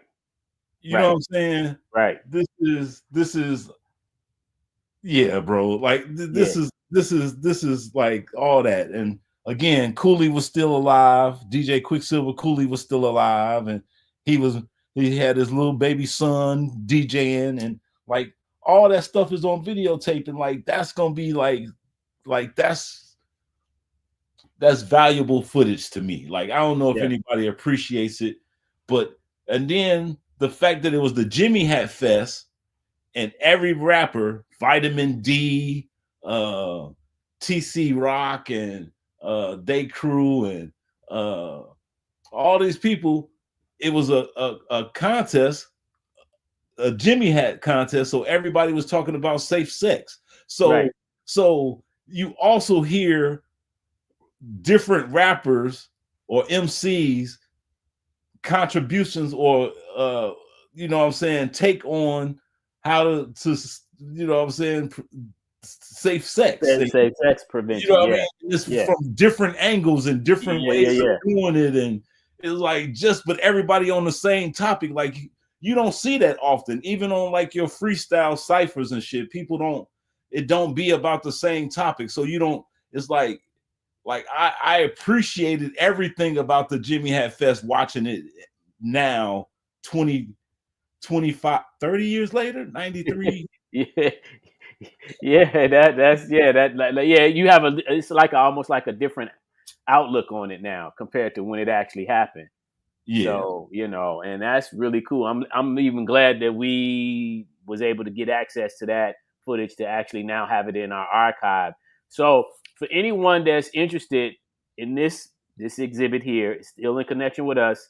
It's called On the Record: The Legacy of Hip Hop at Columbia College. Opening reception is going to be May 1st. It's On Record, which aims to celebrate Columbia College, Chicago's pivotal role in shaping the city and hip hop culture. It says, at the center of this collection is a dynamic period during the 1990s and the early 2000s when Columbia became a vibrant nucleus for emerging artists, cultural movements, and groundbreaking events. It says this exhibit or exhibition honors the legends, musicians, DJs, dancers, fashion designers, and entrepreneurs who not only contributed to the evolution of hip hop, but who also helped shape the identity of Columbia College Chicago as a space where hip hop studies became an integral part of an academic life. It says it says this exhibition is in partnership with the Chicago Hip Hop Heritage Museum and the Columbia College Chicago Hip Hop faculty. It is a free and open. It says it's free and open to the public. So if you're interested, it says in showcasing your work for this exhibition, you can contact CCC Hip Hop Exhibit at Outlook.com. So that's the email. CCC Hip Hop Exhibit at Outlook.com. Okay. So if y'all got any, other questions or comments, y'all could just reach out to Kingdom or I, so that we can kind of help y'all, get your stuff over there. Cause yeah, we need your help once again if you want to be exhibited in this this opportunity here with Columbia College. And the space is huge. And then also I've seen the space. I got a tour of the space just last week, and Cam, she showed me around, and she also said that there's a possibility, because we got so much space, that we can actually do a couple events there. Okay, they got a whole auditorium in there where we could do a showcase and everything. So it's really about how many people we can have jump on board with us to kind of, work out the logistics of making this, a dope event, a dope exhibition with a / event. So there you have it. Then also too, let's talk a little bit about the upcoming event with the women in connection with us at the Chicago Hip Hop Heritage Museum. I don't know if y'all seen any of the posts, but here's a flyer, and this is not technically the official flyer. This was just something to kind of kickstart it off. And the new exhibit is going to kick off July 1st at the museum, 2025, of course. And so we're encouraging women, or if any guys, some women that's into hip hop, that's from Chicago or connected to Chicago, we need your stuff. I can't say it no clear. We need your stuff. Graffiti pieces, news articles, pictures. Again, like I say, clothes if you have them, any kind of artifacts or memorabilia, music. You know what I'm saying? And we also need people to participate. So we're planning on trying to do a whole lineup of activities. I would like to see us have a panel discussion. We want to try to create some cypher performances. You know what I'm saying? I would look to see some photo shoots, some autograph signings. We could do it's so much stuff that we could do right there at the museum. If we could just get people to help out and participate with the concept. And again, I don't think people are taking this is a heavy endeavor that we're about to undertake, and that's what we do at the museum. We take on the hard jobs, and so just to highlight the women in Chicago hip hop, all elements, period. The only men that's going to be on the wall if they're somewhere exalting the women in Chicago hip hop. That's the only way you're going to be on the wall, brothers, this year. You know what I'm saying? And so if you got pictures of you exalting some females in hip hop, we asking you to help us with that. Yeah. I Still Love Her, Lady Jimstar. Lady Jimstar. Yep. The Kumba Link sisters. Yes. Mine One. Amina. You know what I mean? Ann's 13. And I also got a phone call from any of the DJs out there that know some of the DJ women. I got a phone call from DJ Rated R. Right. You know what I'm saying? And Rated R is like, let's go. You know what I'm saying? So if y'all don't know who Rated R is, you get a chance to see her. She's gonna be one of our DJs, that's gonna be rocking on the rocking on the music side at the museum for us. And so we're trying to get a lineup of a few more, but I think that's gonna be really cool. So I've already talked to her, and she said that she was down. And so we're looking to try to get some more people involved. So it's going to be really interesting. A whole lineup of women showcasing, what their contributions has been over the years.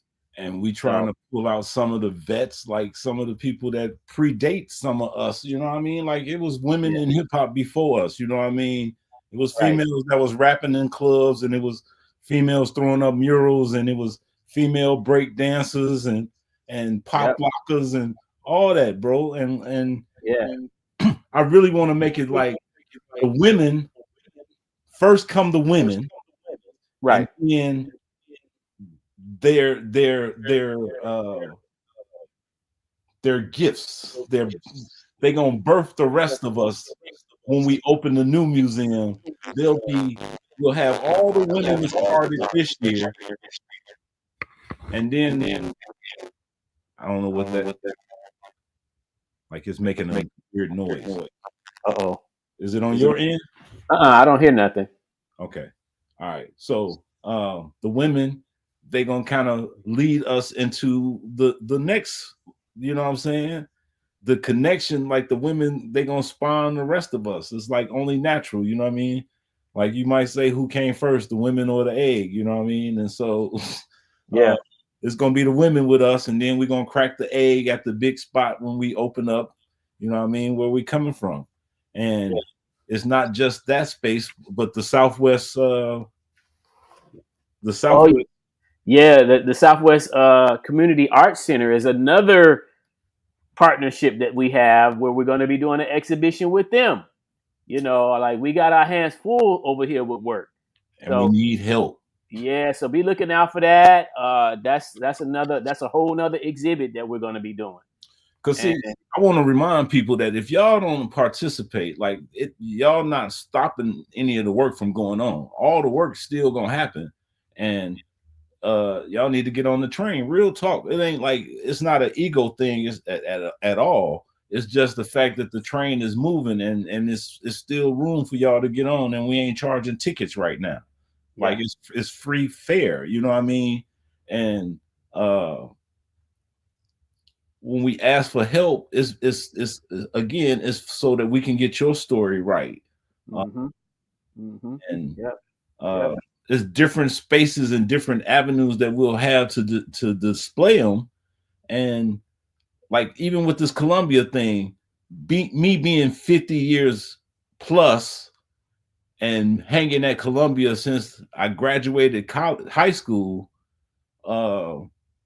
I've seen a lot of stuff, and so nobody else is outranking me in years.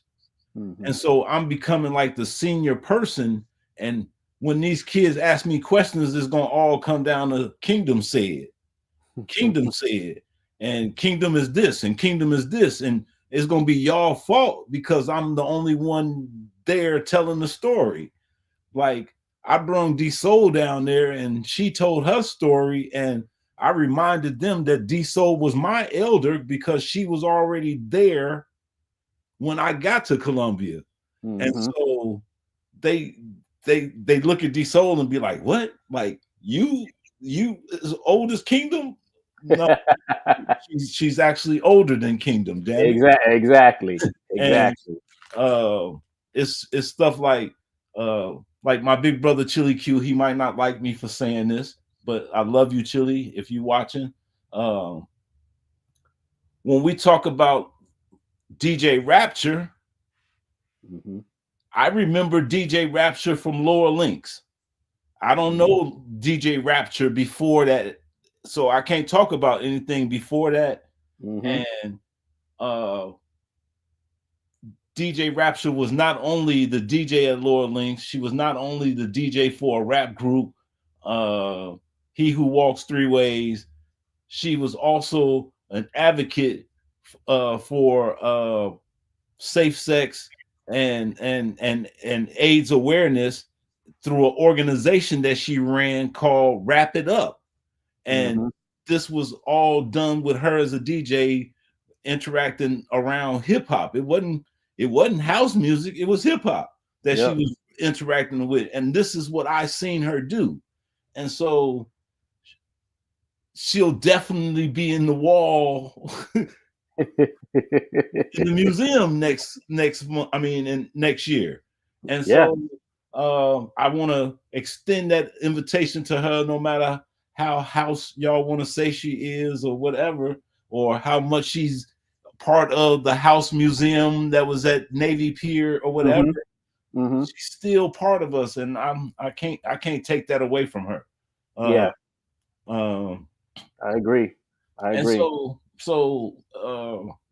yeah, man. And it's brothers that got stories that like that we just missing, man. And it's brothers that like the twins, the Shyrock twins, the little graffiti writer and rapping twins that one of them take fit pictures, the Henderson brothers. Right. Tego will tell us, but they family are music genius. I mean, like they go back into the music lineage of Chicago music. K-Tone's grandfather goes back into the depths of Chicago music. It's like, bro, it's so much history that we don't have that's out there. Right, Kenny and Kevin, but they family was related to who? Like, who was they family related to, brother? Like, I know Tego knows. See, that's why we need brothers like Tego out there, man. Thank you, Tego. Willie Henderson is their father. Right. Yes. You know what I mean? And all these cats went to Hirsch together. The twins, Tego, K-Tone, Traxter, Fear, KX. Yep. You said JVC? JVC was there too. That's a whole school, and these marks is in the museum, and like the twins ain't in the museum, but they part of it and they deserve to be in the museum, but I ain't got nothing of theirs to put in the museum. I don't even know if they ever made music to distribute to the public. You know what I mean? Right. I know one of them was taking pictures. I would love for some of his pictures to be in the museum. You know what I mean? But like, that's the type of stuff that I'm talking about, bro. It's like, I understand that there's people that we don't have in the museum, but it's impossible for us to be able to tell everybody's story, but we want to. Yeah. And for those of you who say, you know, there's people that's no longer with us, so they can't tell their story, and y'all feel it's our responsibility to get that information to put in there. Well, guess what? If we find it, we will. But if you have access to it, you know, that would lighten our load a little bit. You know what I'm saying? If you have access to anybody that's no longer with us in terms of what they did, you know what I'm saying? Bring it to us. And then again, this museum was created because, like, nigga, we had stuff in storages, or we lost stuff in fires, or we lost stuff in storages, or lost stuff to floods. And this is us putting it all in one space so that the world can share it. I got pictures that T.Y. High did. You know what I'm saying? But T.Y. was one of the greatest artists in Chicago hip hop, period. And I know that the damn drawings that I got don't represent him completely. Yes. You know what I mean? And so like I could put the pictures up and that be that, but like I want somebody to help me get the story. Like I done reached out to Ernest Pitts. You know what I'm saying? The mark that I kind of learned how to do my pop and wave. He never hit me back. Like I can't do nothing about that. If I done reached out to a mark and they don't reach back, I could be the hater and not tell the picture. I mean, not tell the story at all. Or I could put up the picture that I got and tell the limited story that I got. And that's what we've been doing, putting up the little pictures that we got and telling the little bit of wisdom or knowledge that we have about it. Yeah. And when I say little, I'm talking about myself, not so much as you, because you've been working at this for years. You've been collecting the stuff that I've been giving you. I pass it to you in the 30 years that we known. Like, you hold on to this art. I know you're gonna do this with this, so you hold this. You know what I mean? Right. And so, like I said, when you and Fear used to talk about the book, I was like, whenever they do the book, I'm gonna help them do the book. You know what I mean? And so that's where you get the interviews from that Kevin Beecham. Yeah, Kevin Beecham. Yeah. That's when you get the interviews from the Kevin Beechams for the Galapagos Force article when they first did the timeline. Yep. And that's why it says interviews and information come from Artistic Kingdom, blah, blah, blah, blah, blah, blah, blah. You know what I'm saying? Yeah. Like, this is because I knew that you guys were doing it. I didn't have to do it. You know what I mean? Now the circle comes and Fear ain't around for his own reasons, and you're still around and you need help doing your book. And so I'm gonna help you still do the book. You know what I mean? Yeah, it's gonna happen. That's no doubt. It's gonna happen. And see, all of this, believe it or not, connects.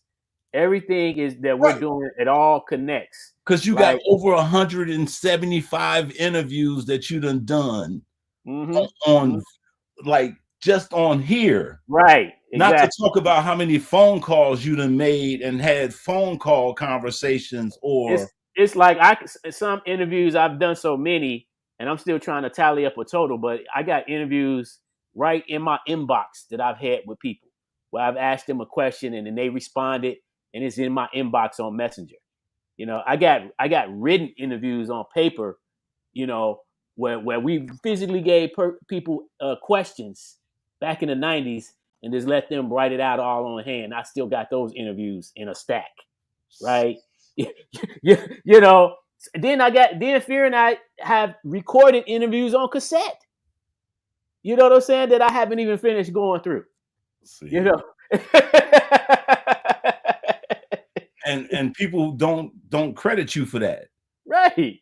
Like they don't think that okay, they record shit and don't like motherfuckers like I'm trying not to really target anybody that was on the post, but it's a bunch of creative people that do a bunch of creative stuff and don't do nothing with it and mad that you do something with the shit that you got. Yeah. That's the part I don't like.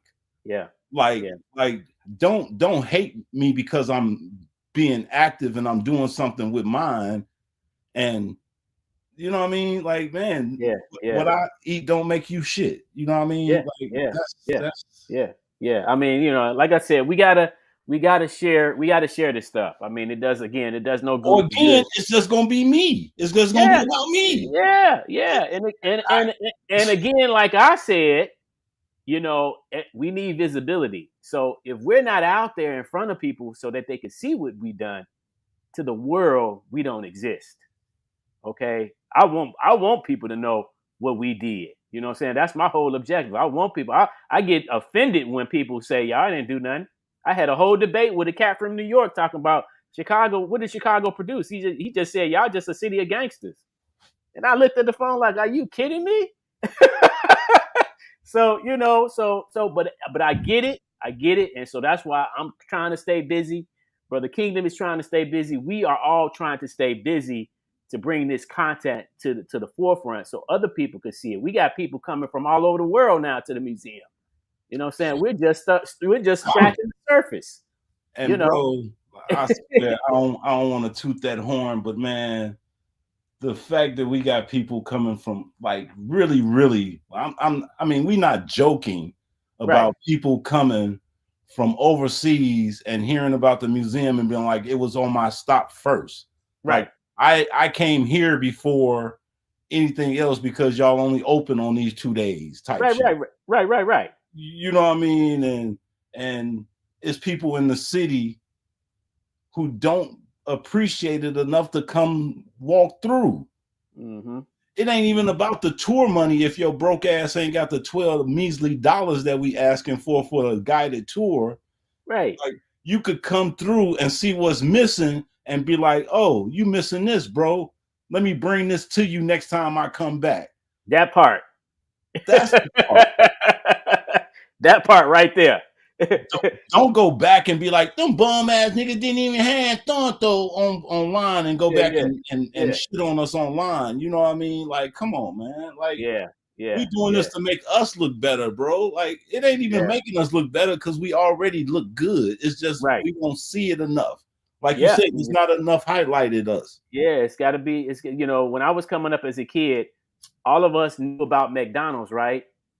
But how often did McDonald's promote and advertise their services, their products? Each and every rip they got, right? Every time they came out with a new sandwich or they redirected some stuff, it's McDonald's. All these commercials, McDonald's. This watch Soul Train or episode of Soul Train and see 4 McDonald's commercials. Yeah. You know what I'm saying? And whether you like McDonald's or not, they kept visibility in front of people so people could never forget them. You know, and that's what we need. We need not only our peers to know, but we need the world to know we was here and we done this. This is what we did. Come check it out. You know what I'm saying? You know, you don't have to be a superstar celebrity. You don't have to be, you know, up here to get recognized for your contributions. You just have to be creative enough to create something that we can show that you created. Right. So like even the break dancers, like I'm like for the Chicago hip hop Chicago hip hop history project that we doing with UIC. Yes, another one.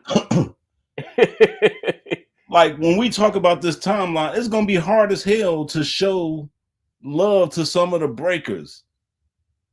You know what I mean? Like everybody else is gonna be kind of like some of the graffiti writers. You'll be able to find their name somewhere. You might have a picture of their graffiti somewhere.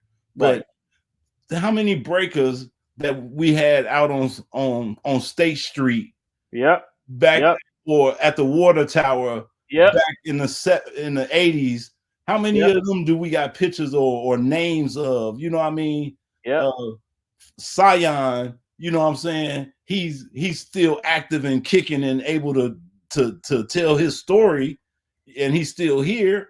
You know what I'm saying? Knock on wood, thank God. But Orko, who never came to the museum, never got a chance to see it. Ain't in the is in the museum and ain't never been able to see himself in the museum because of like natural, you know what I'm saying? Like, mortality. You know what I mean? Yeah. Peely Fresh also. Peely Fresh never got a chance to see it either, but he's represented in there. Now, the beautiful thing about that is Peely didn't get a chance to see the museum, but his mother did. So at least before his mother leaves this earth, she can say she's seen her son honored in the Chicago Hip Hop Heritage Museum. And Mike One, Tony Francisco's brother, 3D. Right. You know what I'm saying? Cooley, you know what I'm saying? It's a bunch of people on the wall that we honor that nobody else is in the world thinking about. Mm-hmm. You know what I'm saying? Like, that's the part. Nigga, ain't nobody else thinking about your bum ass. Yeah, we got to withhold up our legacies and champion one another, you know, because like you said, you know, ain't nobody else gonna do it. We shouldn't expect them to, especially if we're not in front of them, if we're not visibly in front of them, we don't exist to them, bro. You know what I'm saying? We owe our stories to the shorties, bro. Yep. To help close this generational divide, we owe our stories to the shorties. Yep. Our stories don't belong to us. Our stories belong to the shorties. We need to give our stories to the shorties. I so agree. that they can have some self-pride in themselves about what they city mean. Like I said, bro, man, bro, like this city is so beautiful, man, and it's getting a bad reputation and people miss the mark all the time, man, and somebody else gets the headline and somebody else gets the story. And the Savoy Five become the Harlem Globetrotters, and Chess Records didn't exist, and Pygmy Markham didn't record the first rap song in 1968, and you know what I mean? Like all this is rewritten history because don't nobody take pride in it.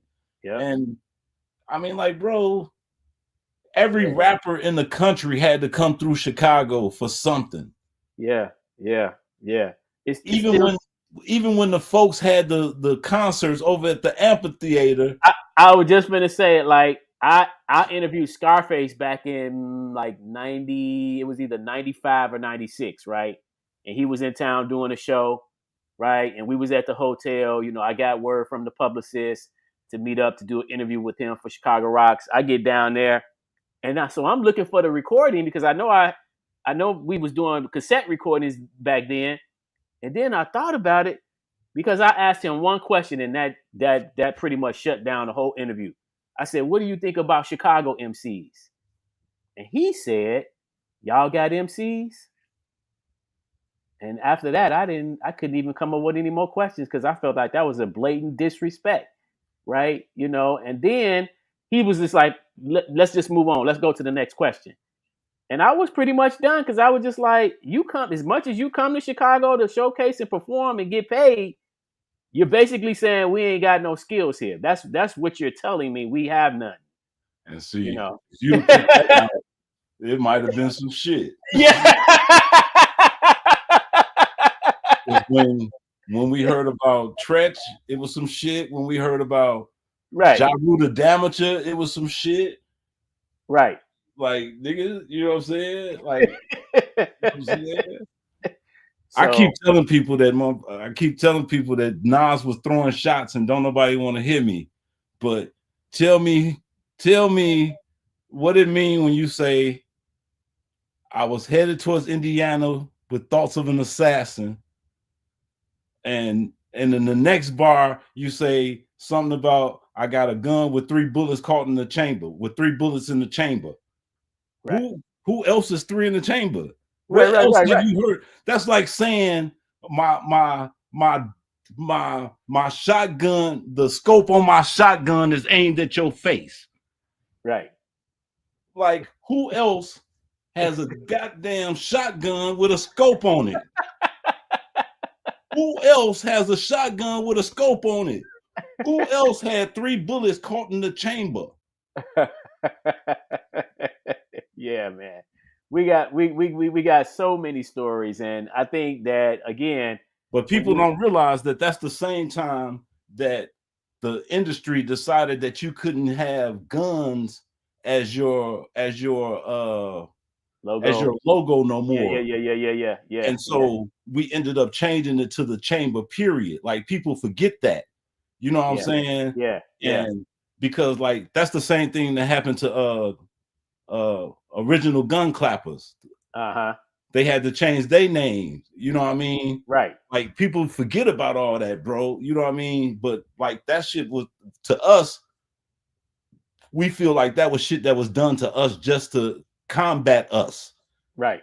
Like, no, they won't sign no record deal with us, but we can't stop them because we done got Do or Die, we done got Twista. No. Yeah, they had Twista for a moment.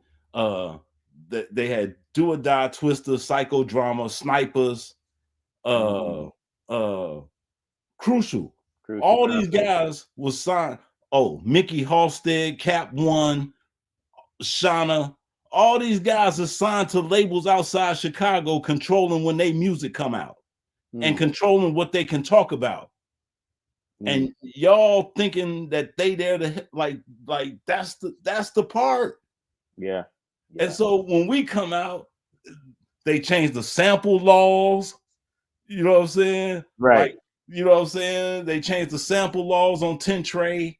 You know what I'm saying? And say that, okay, your record was good enough to get our attention, but we need you to record with our producers. What? That don't even make sense. Right.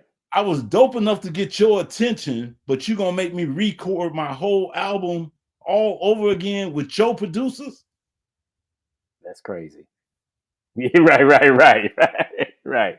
And people don't look at this as like this is counter espionage at its finest. Yeah. That was being portrayed against our whole crew, like our whole city. So, you know what I mean? There's a lot of work that still needs to be done. We got our hands full. And I think that the more of us come together, you know what I'm saying, and we lock forces, you know, we join hands together, we become a brick wall. And you know what I'm saying, we can move forward. We can move forward with a lot more things a lot faster once we do that. So look, the train gonna move. It's moving slow as hell. It's been going slow as hell for 5 years. Yeah. And eventually the train gonna get to moving. And once it moves, it's gonna go where it's going. And then the next time we come up, you're gonna have to pay. You know what I mean? Like real talk. It ain't even about the money. Yeah. It's about like the access. It's progress too. You know, just the progress. You know, stuff happens in progress and changes. You know, develop. So you know what was once free now, it's a fee now. It's a cost because the right? expenses grow. Yeah, or it's a process. You know, like Brother Vice said. You know, and I'm gonna say this. Y'all don't understand. Some of y'all, not all, but some of y'all don't understand the process of business etiquette. And like he said, the submission process is easy and accessible right now to everybody. So open door policy. Right. But once we get this ball rolling to that degree where you got to go through the process, it may not be as easy as it is now. You know, basically, you know, there's going to be, you know, it's going to be a little bit more challenging. You know, so, you know, like you said, get on the ride now. We're just encouraging everyone. We're not trying to exclude nobody. Get involved. Don't get mad. Get involved. You know what I'm saying? That's the only way that I could put it, you know, because at the end of the day, like you said, Kingdom, we're going to keep moving and making progress and development with or without anyone, because our objective is to do the work that's needed at hand. And yeah, it'll be great for more people to get on board to help us so we can move faster. But if not, you know, we gonna be like that snail. You know, we still in the race. You know what I'm saying? You know, we moving slow, but yeah, we still moving. We're on this side of the ground. So, hey y'all, look, we've already over the 2 hour mark. It's 10:14 now. But listen, I definitely want to say this. Again, we want to thank everyone for all of your contributions. Okay, you gotta apologize to them people about hey, look, about hitting them with that rock that hurt their feelings. Okay, so for anybody that felt that they got hit by the rocks, I should say the Chicago rocks, right? From the bottom of my heart, I apologize to you. This was nothing. This was not designed to hurt anyone or make anyone feel bad about anything, right? All it was a way to kind of light the fire up under people to make them think to let's get down, let's get busy, right? And I swear I didn't think that the people that hollered the most was going to be the people that did do all the hollering. Yeah, like, yeah, you know what I mean? Yeah. And what's so? I got another point. It's like a lot of these people got our direct numbers, man. Yeah, yeah. Like, ain't no need for you to go on Facebook and fuss at me when you could call my number if I say something out of pocket. But, yeah. But like, truthfully, this Facebook, man, this Facebook, half the shit that we throw up, we don't know if you see it anyway. Right.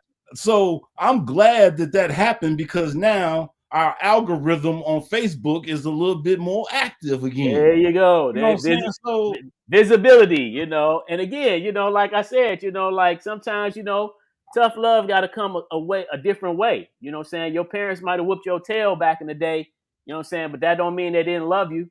You know what I'm saying? You know, so sometimes, you know, like people say, the truth hurts, or you know, sometimes you got to get it a little different to be like, okay, maybe now I see what's needed. Let me go ahead and stop playing. You know, that's all that post was designed to do, to help people to recognize, to let's get more involved in what it is. We're not saying that your contributions, you know, don't matter. All we saying is bring them to us.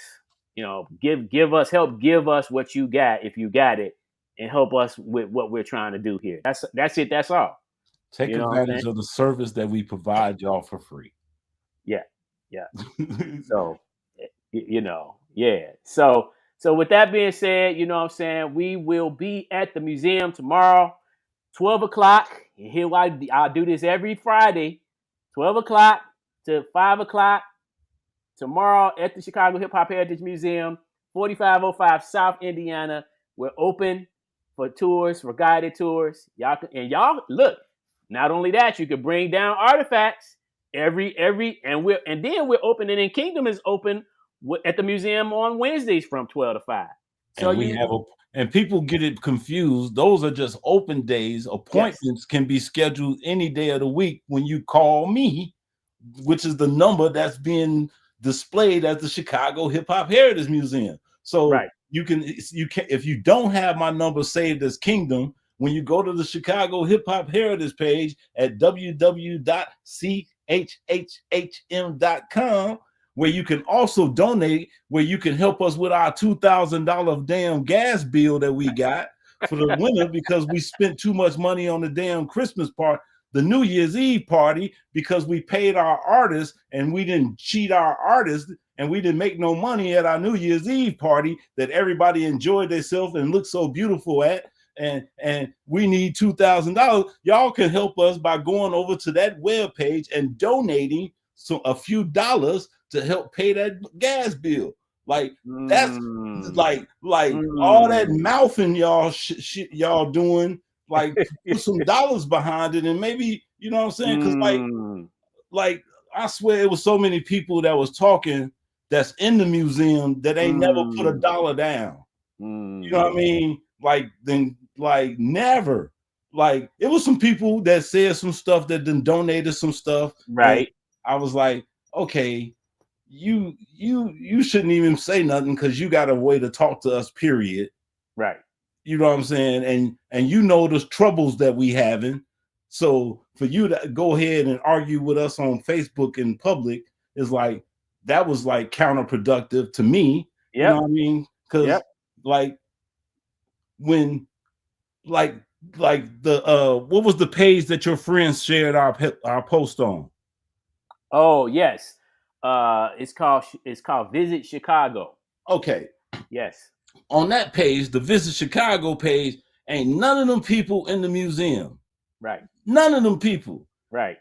But when they saw that post, they decided to share the post, and it's 560 something shares of just a positive post about go out, support the Chicago Hip Hop Museum. It's $12. It's located here, and that's it. Right. Like that's all it said, and it got 560 something shares in the 4 days that your post about that little statement that you made got all that traction over there. I got 560 people who don't know nothing about the Chicago Hip Hop Heritage Museum except for that it was on that post and that people shared it, and some of the people that went that liked the museum because they've been there was over there singing our glory. Yeah. But the people over here that's talking crazy are the people that we talk about every time they come to the museum. Exactly. So, every time we do a tour. See, y'all ain't seeing that. Y'all ain't seeing how we're highlighting and keeping a lot of y'all legacies alive, even if you ain't even active no more. And we still talking about y'all to everybody that come to that museum. You know what I'm saying? So see, that's work that we do every tour we do. That's not even being revealed. And then I remind people that we charge people the $12 for the guided tour, and that once you take the guided tour, you could come back anytime you want to just to sit down and read the book or read a magazine if you want. Like this is not no damn tomb. This is a living archive of Chicago hip hop history. Yeah. And so it's not just the oral story. I mean, it's not just the pictures or the artifacts. It's also the oral stories that we as actual contributors or participants of the culture, with all of us having at least 40 years in the culture, you know what I'm saying? Like we bring 40 years of experience and Chicago insight with us everywhere we go. Each one of us got our own different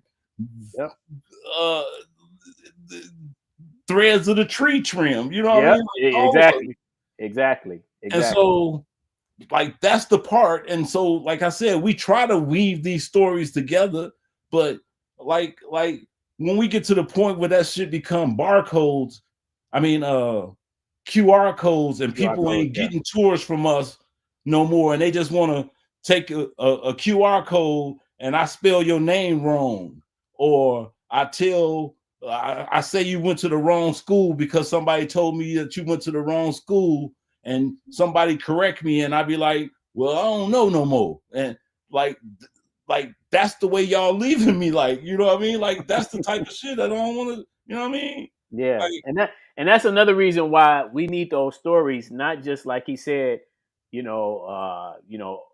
like a short conversation. But come on, get with us and do an official interview. You know what I'm saying? We could do it at the museum, right there in the museum. We can take your story for the record, and record it. You know and what if I'm you saying? want to make it a presentation, we can do it on stream, on live.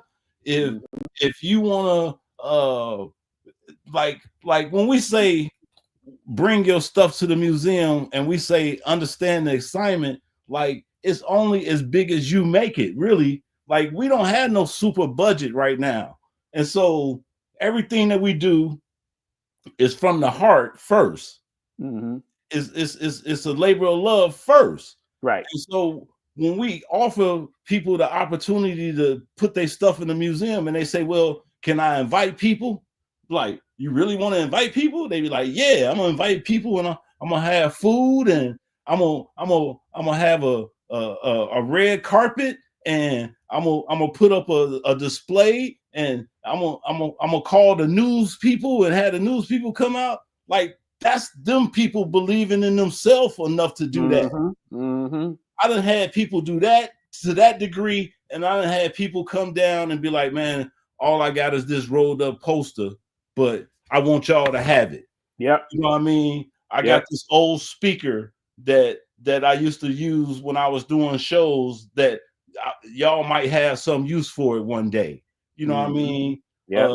I got a sound system, or I got a turntable, I got a like all that type of shit. You know what I mean? Like that's what people offering us, and that's what we accepting. But it also help if I got a backstory to go with it. You know what I mean? Like we need that's it. the part. We need it. I could tell, like I said, I could tell everybody's story from my perception, but my perception ain't always right. And yeah, so, and it just may be gaps. It just may be some stuff that we just not aware of. You know what I'm saying? Right. So that's why it's great to have an interview, an official interview. Tell your story, because nobody can tell your story like you. But when we tell it in a documented way, now we got it to always go back to reference to, right? And nobody else has done this job for y'all. Mm-hmm. That's the point that I really want y'all to realize, that ain't nobody else took on this endeavor for y'all ever. Mm-hmm. And like that's all I can say is like help us help you. yeah. So again, it's like hold on. Like when we talk about the Columbia thing, I seen something. It's a video that y'all can look up on YouTube that say is by a sister by the name of Stephanie Lambert. She's a Columbia student, and she was also the head of the audio visual department. But she recorded the show that Common and Twilight Tone did at the Riviera that we got the flyer for in the museum. And so like when we put that flyer up and then show the video, more people that video is gonna get more hits. So Stephanie might go viral. Her video might go viral because somebody decided that they want to see Common Sense, right? And not just Common. Right? You know what I'm saying? And Prodigy is on the tape, and Prodigy is this is Prodigy before his name became massive. And Prodigy is the lead rapper and Not Toxic from the Chamber. And Prodigy's performance is flawless. Like when he do his main song, his performance is flawless. Like people will see that, and like ain't nobody look for these videos before. Like people might not even, they don't know they out there. And so now we curated it to the point that it becomes popular enough that it's up front, that somebody will be able to click on it when they go to the Chicago Hip Hop History timeline or Chicago Hip Hop History Project. When they go to that and see that timeline, and it show all these different people in the timeline, and it's be like it's 100 graffiti writers and 100 rappers and 100 of this, and you get to Toxic, and it go all the way back to when he was with Prodigy at the Riviera, and you know what I'm saying, Cliff Leviston's Riviera, and people like Cliff Leviston. Who is Cliff Leviston? Why they say Cliff Leviston Riviera like that? Right. Like, don't nobody else say the owner of the club's name nowhere else in the city. You know what I'm saying? So when you say, who is Cliff Leviston? Oh, that's the mark that won all them championships with Michael Jordan. Oh, word. He had a club. Yeah. Performed at that club, and then you tell the story, and then Search from third base can be like, yeah, I performed at the Riviera. Oh, did. You know what I'm saying? Or Farside performed at the Riviera with Hall of Fame opening, and I was on the stage with them, and they was in the back room, and that's a whole nother story. Like, I got stories, bro. Yeah, and that's just it. We all do. And again, if the masses of people ain't hearing these stories, that's the problem that I have. You know what I'm saying? They're great stories, but how many people are hearing these stories? You know what I'm saying? People love us when we do them tours, bro. Yes, they do. And they leave saying they learned something they didn't know. Right. And that's the part that I feel pleasure in. And like I said, I get to celebrate the people that make my life mean something to me. Like I thought my life meant something, and y'all people give me the foundation for that. Yep. When y'all start picking at the foundation, I'd be like, damn, why am I doing this? Like, I thought I was doing this for y'all. Like, I ain't gotta do this. I can be selfish, and move on, and don't nobody know you, and I can tell my story and go on about my business. That part. That part. Like, but we took on this endeavor, and we've been trying to hold on to it. No, not trying, like Dr. Groove would say. We are holding steadfast to it. And trying and standing on business doing it. Like that's the part. Yeah. So listen, y'all. Hey, look, I want to just say, again, we're open tomorrow, 12 to 5, 4505 South Indiana. You got some tours I didn't send you over yet, though. Yeah. Okay, cool. Look, he got tours he ain't even sent me yet, right? Yeah. So look, we busy, y'all. Just know that we're busy. And we're gonna stay busy, but y'all get down with us, connect with us, engage with us. Come work with us. You know what I'm saying? We need y'all. We need y'all help. We do. And it's a place for all of y'all, bro. Real talk, man. Yes, sir. And especially before we move, like I would love to have all this stuff in place before we move. The Hip Hop Can Heal project that we still doing. It's 20 songs that's trying to change the algorithm and change the frequency of what Chicago music is about. And a lot of these artists that some people thought was hobby rappers and shit is on it. And they proven that we got something to say, almost like the South did, you know what I mean? With Outkast, like some of these artists is snapping for Chicago right now. And I want them to be proud of the history that they come from, and I want y'all to be proud of them. So that gap needs to be closed so that we can all celebrate one another. And even if New York don't do it right, because they still beefing about boroughs. Right. Like, so we can't be thinking about like what New York did. Like, New York did some things that we deserve too, but we can't be basing our hip hop off of their hip hop. Right. Our heritage is different than theirs, and that's exactly that I think is more important than anything. The word heritage, I keep telling people, is important, and so because that's the part. Like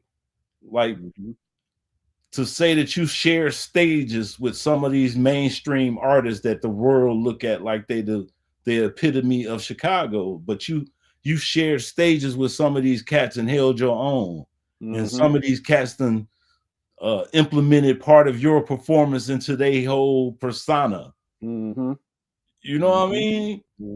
Like the whole world was sniping at one point, or twisting, as you want to call it. Right. The whole world is drilling right now because of some young kids from the south side of Chicago that's misguided about their loyalties and don't understand why they angry so much.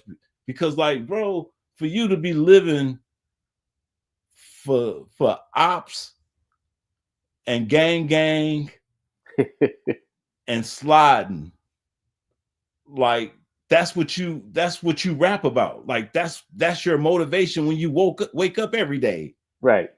Like that ain't cool. Mm-hmm. And for people to say that that's cool, that's gangster rap on 10. Okay, I hear that, but no, it was some consequences in our hip hop. Mm-hmm. Yeah. Like I showed somebody the video of the Dayton family getting jumped on 79th and Halstead. Mm-hmm. You remember the Dayton family when they got jumped on 79th? Right. Dude say he's like he's telling the story about how it happened, and the whole time he's smiling. Right.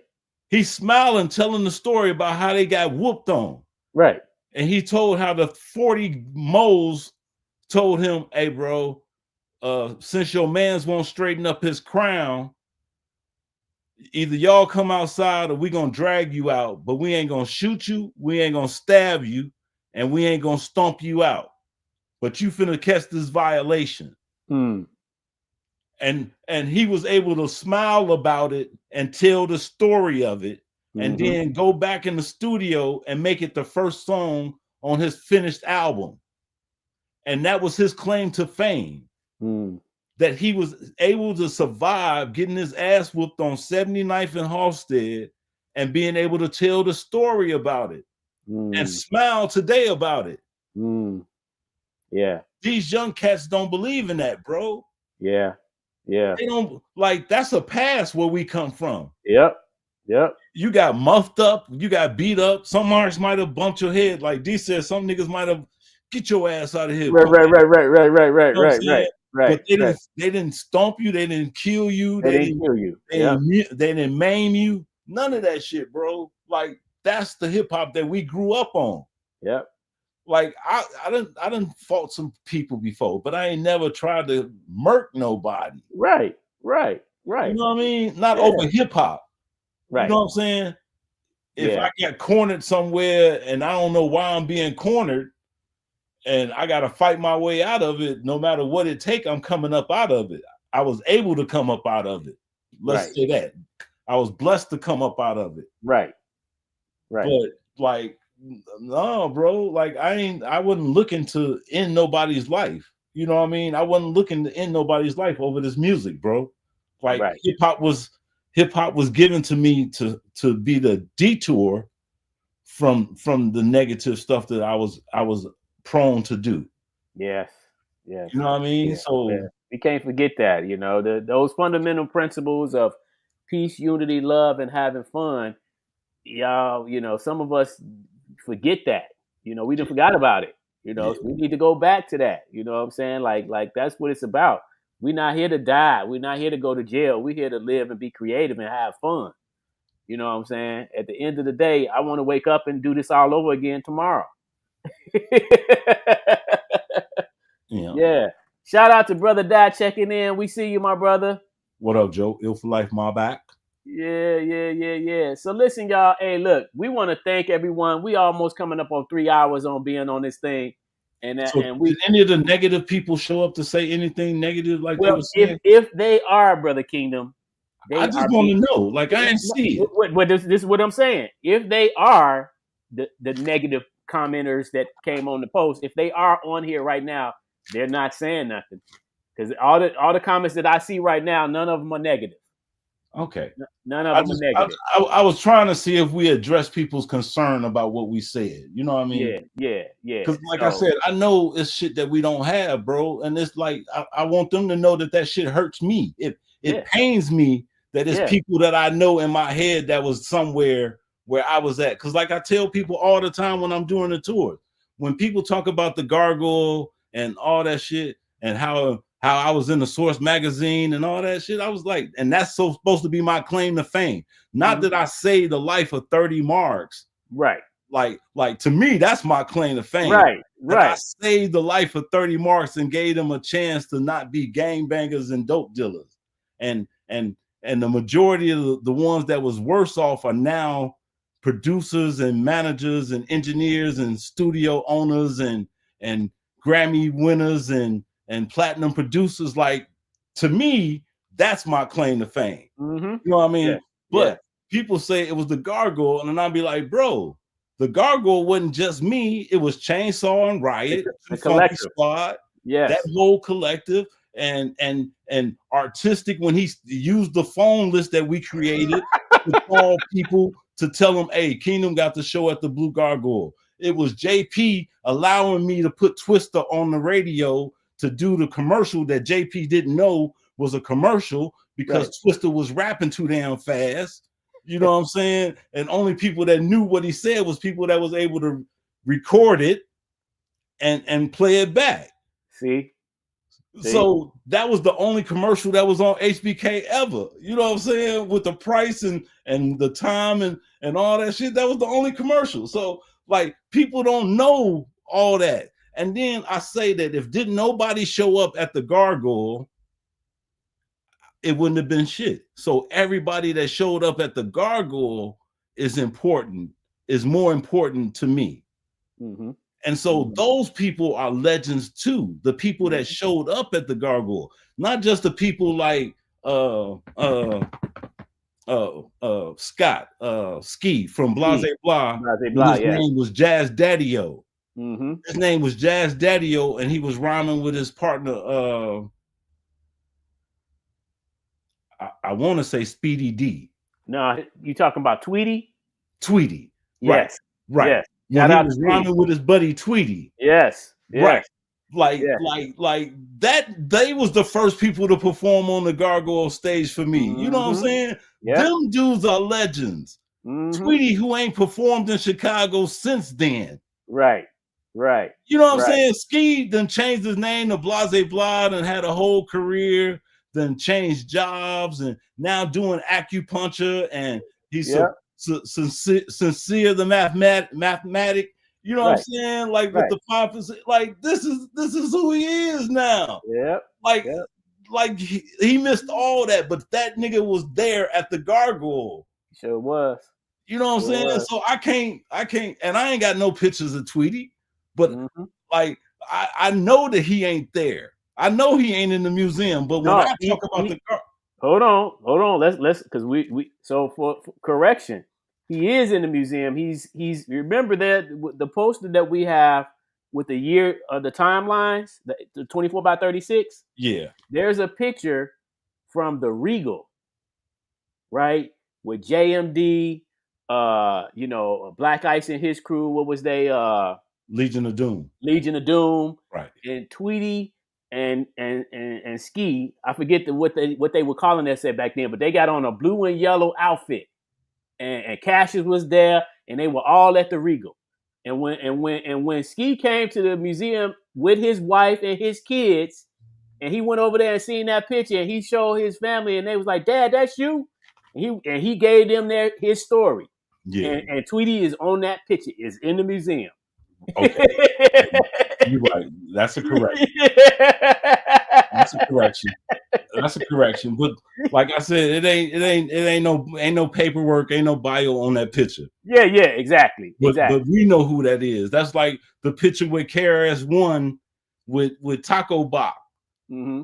You know what I'm saying? And over in that corner is Clay. Right. Like people don't know what that even mean. Right. You know what I mean? Like, people don't know who Clay is unless you was part of the culture at the time. Right. You know what I'm saying? It's little shit like that. Like people don't know. People don't know. And then I'm not Dim Dare. So I can't tell a Dim Dare story to the best of his.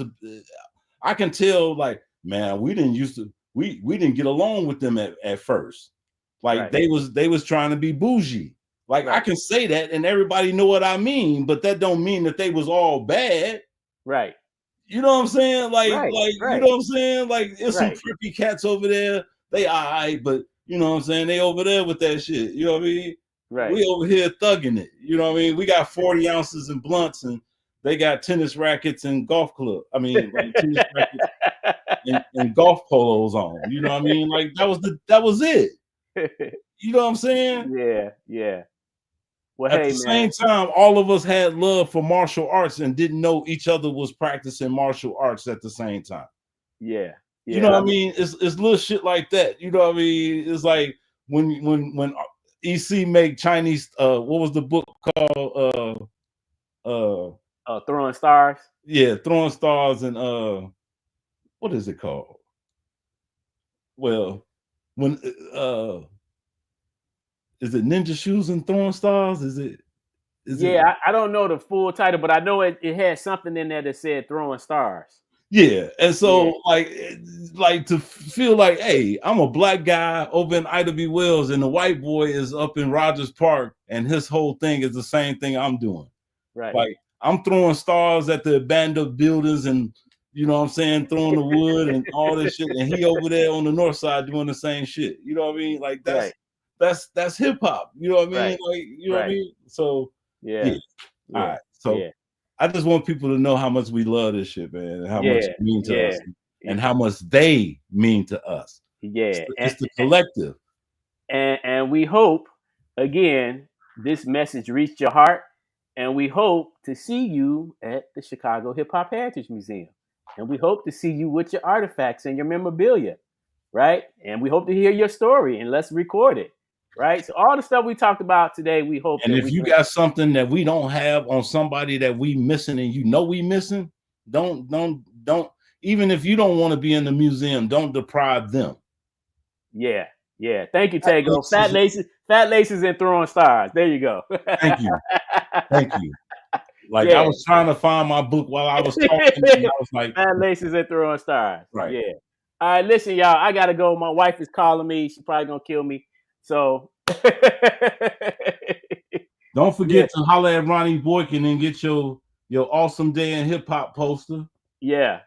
Don't forget to holler at Artistic and get your RYC Live collage. Yeah. So don't forget to go to www.chhhm.com, schedule a tour. But hey, remember us when you got that little extra 20 and you thinking about us and our $2,000 gas bill. Like, come on, y'all, help us out. We ain't got that many tours. Help a brother out, man. Yeah. I ain't even told y'all about my car that cost me $1,800. You know what I'm saying? like, hey, I'm out here, man. Hey, help me. You know what I'm saying? No. All right, y'all. One love, man. This has been the RYC Live Show. We'll be back again next week, next Friday, with another episode, 8 p.m. Central Standard Time. But until then, y'all, don't forget to rep your city. My name is Artistic, Brother Kingdom Rock. We out. You should play that video though, like one more video, because it's like 250. And yeah, you might as well go the whole my wife is blowing my phone up right now, bro. Okay, all right. I tried, y'all. I tried. Yeah. So I'll talk to y'all. We out. Peace, y'all.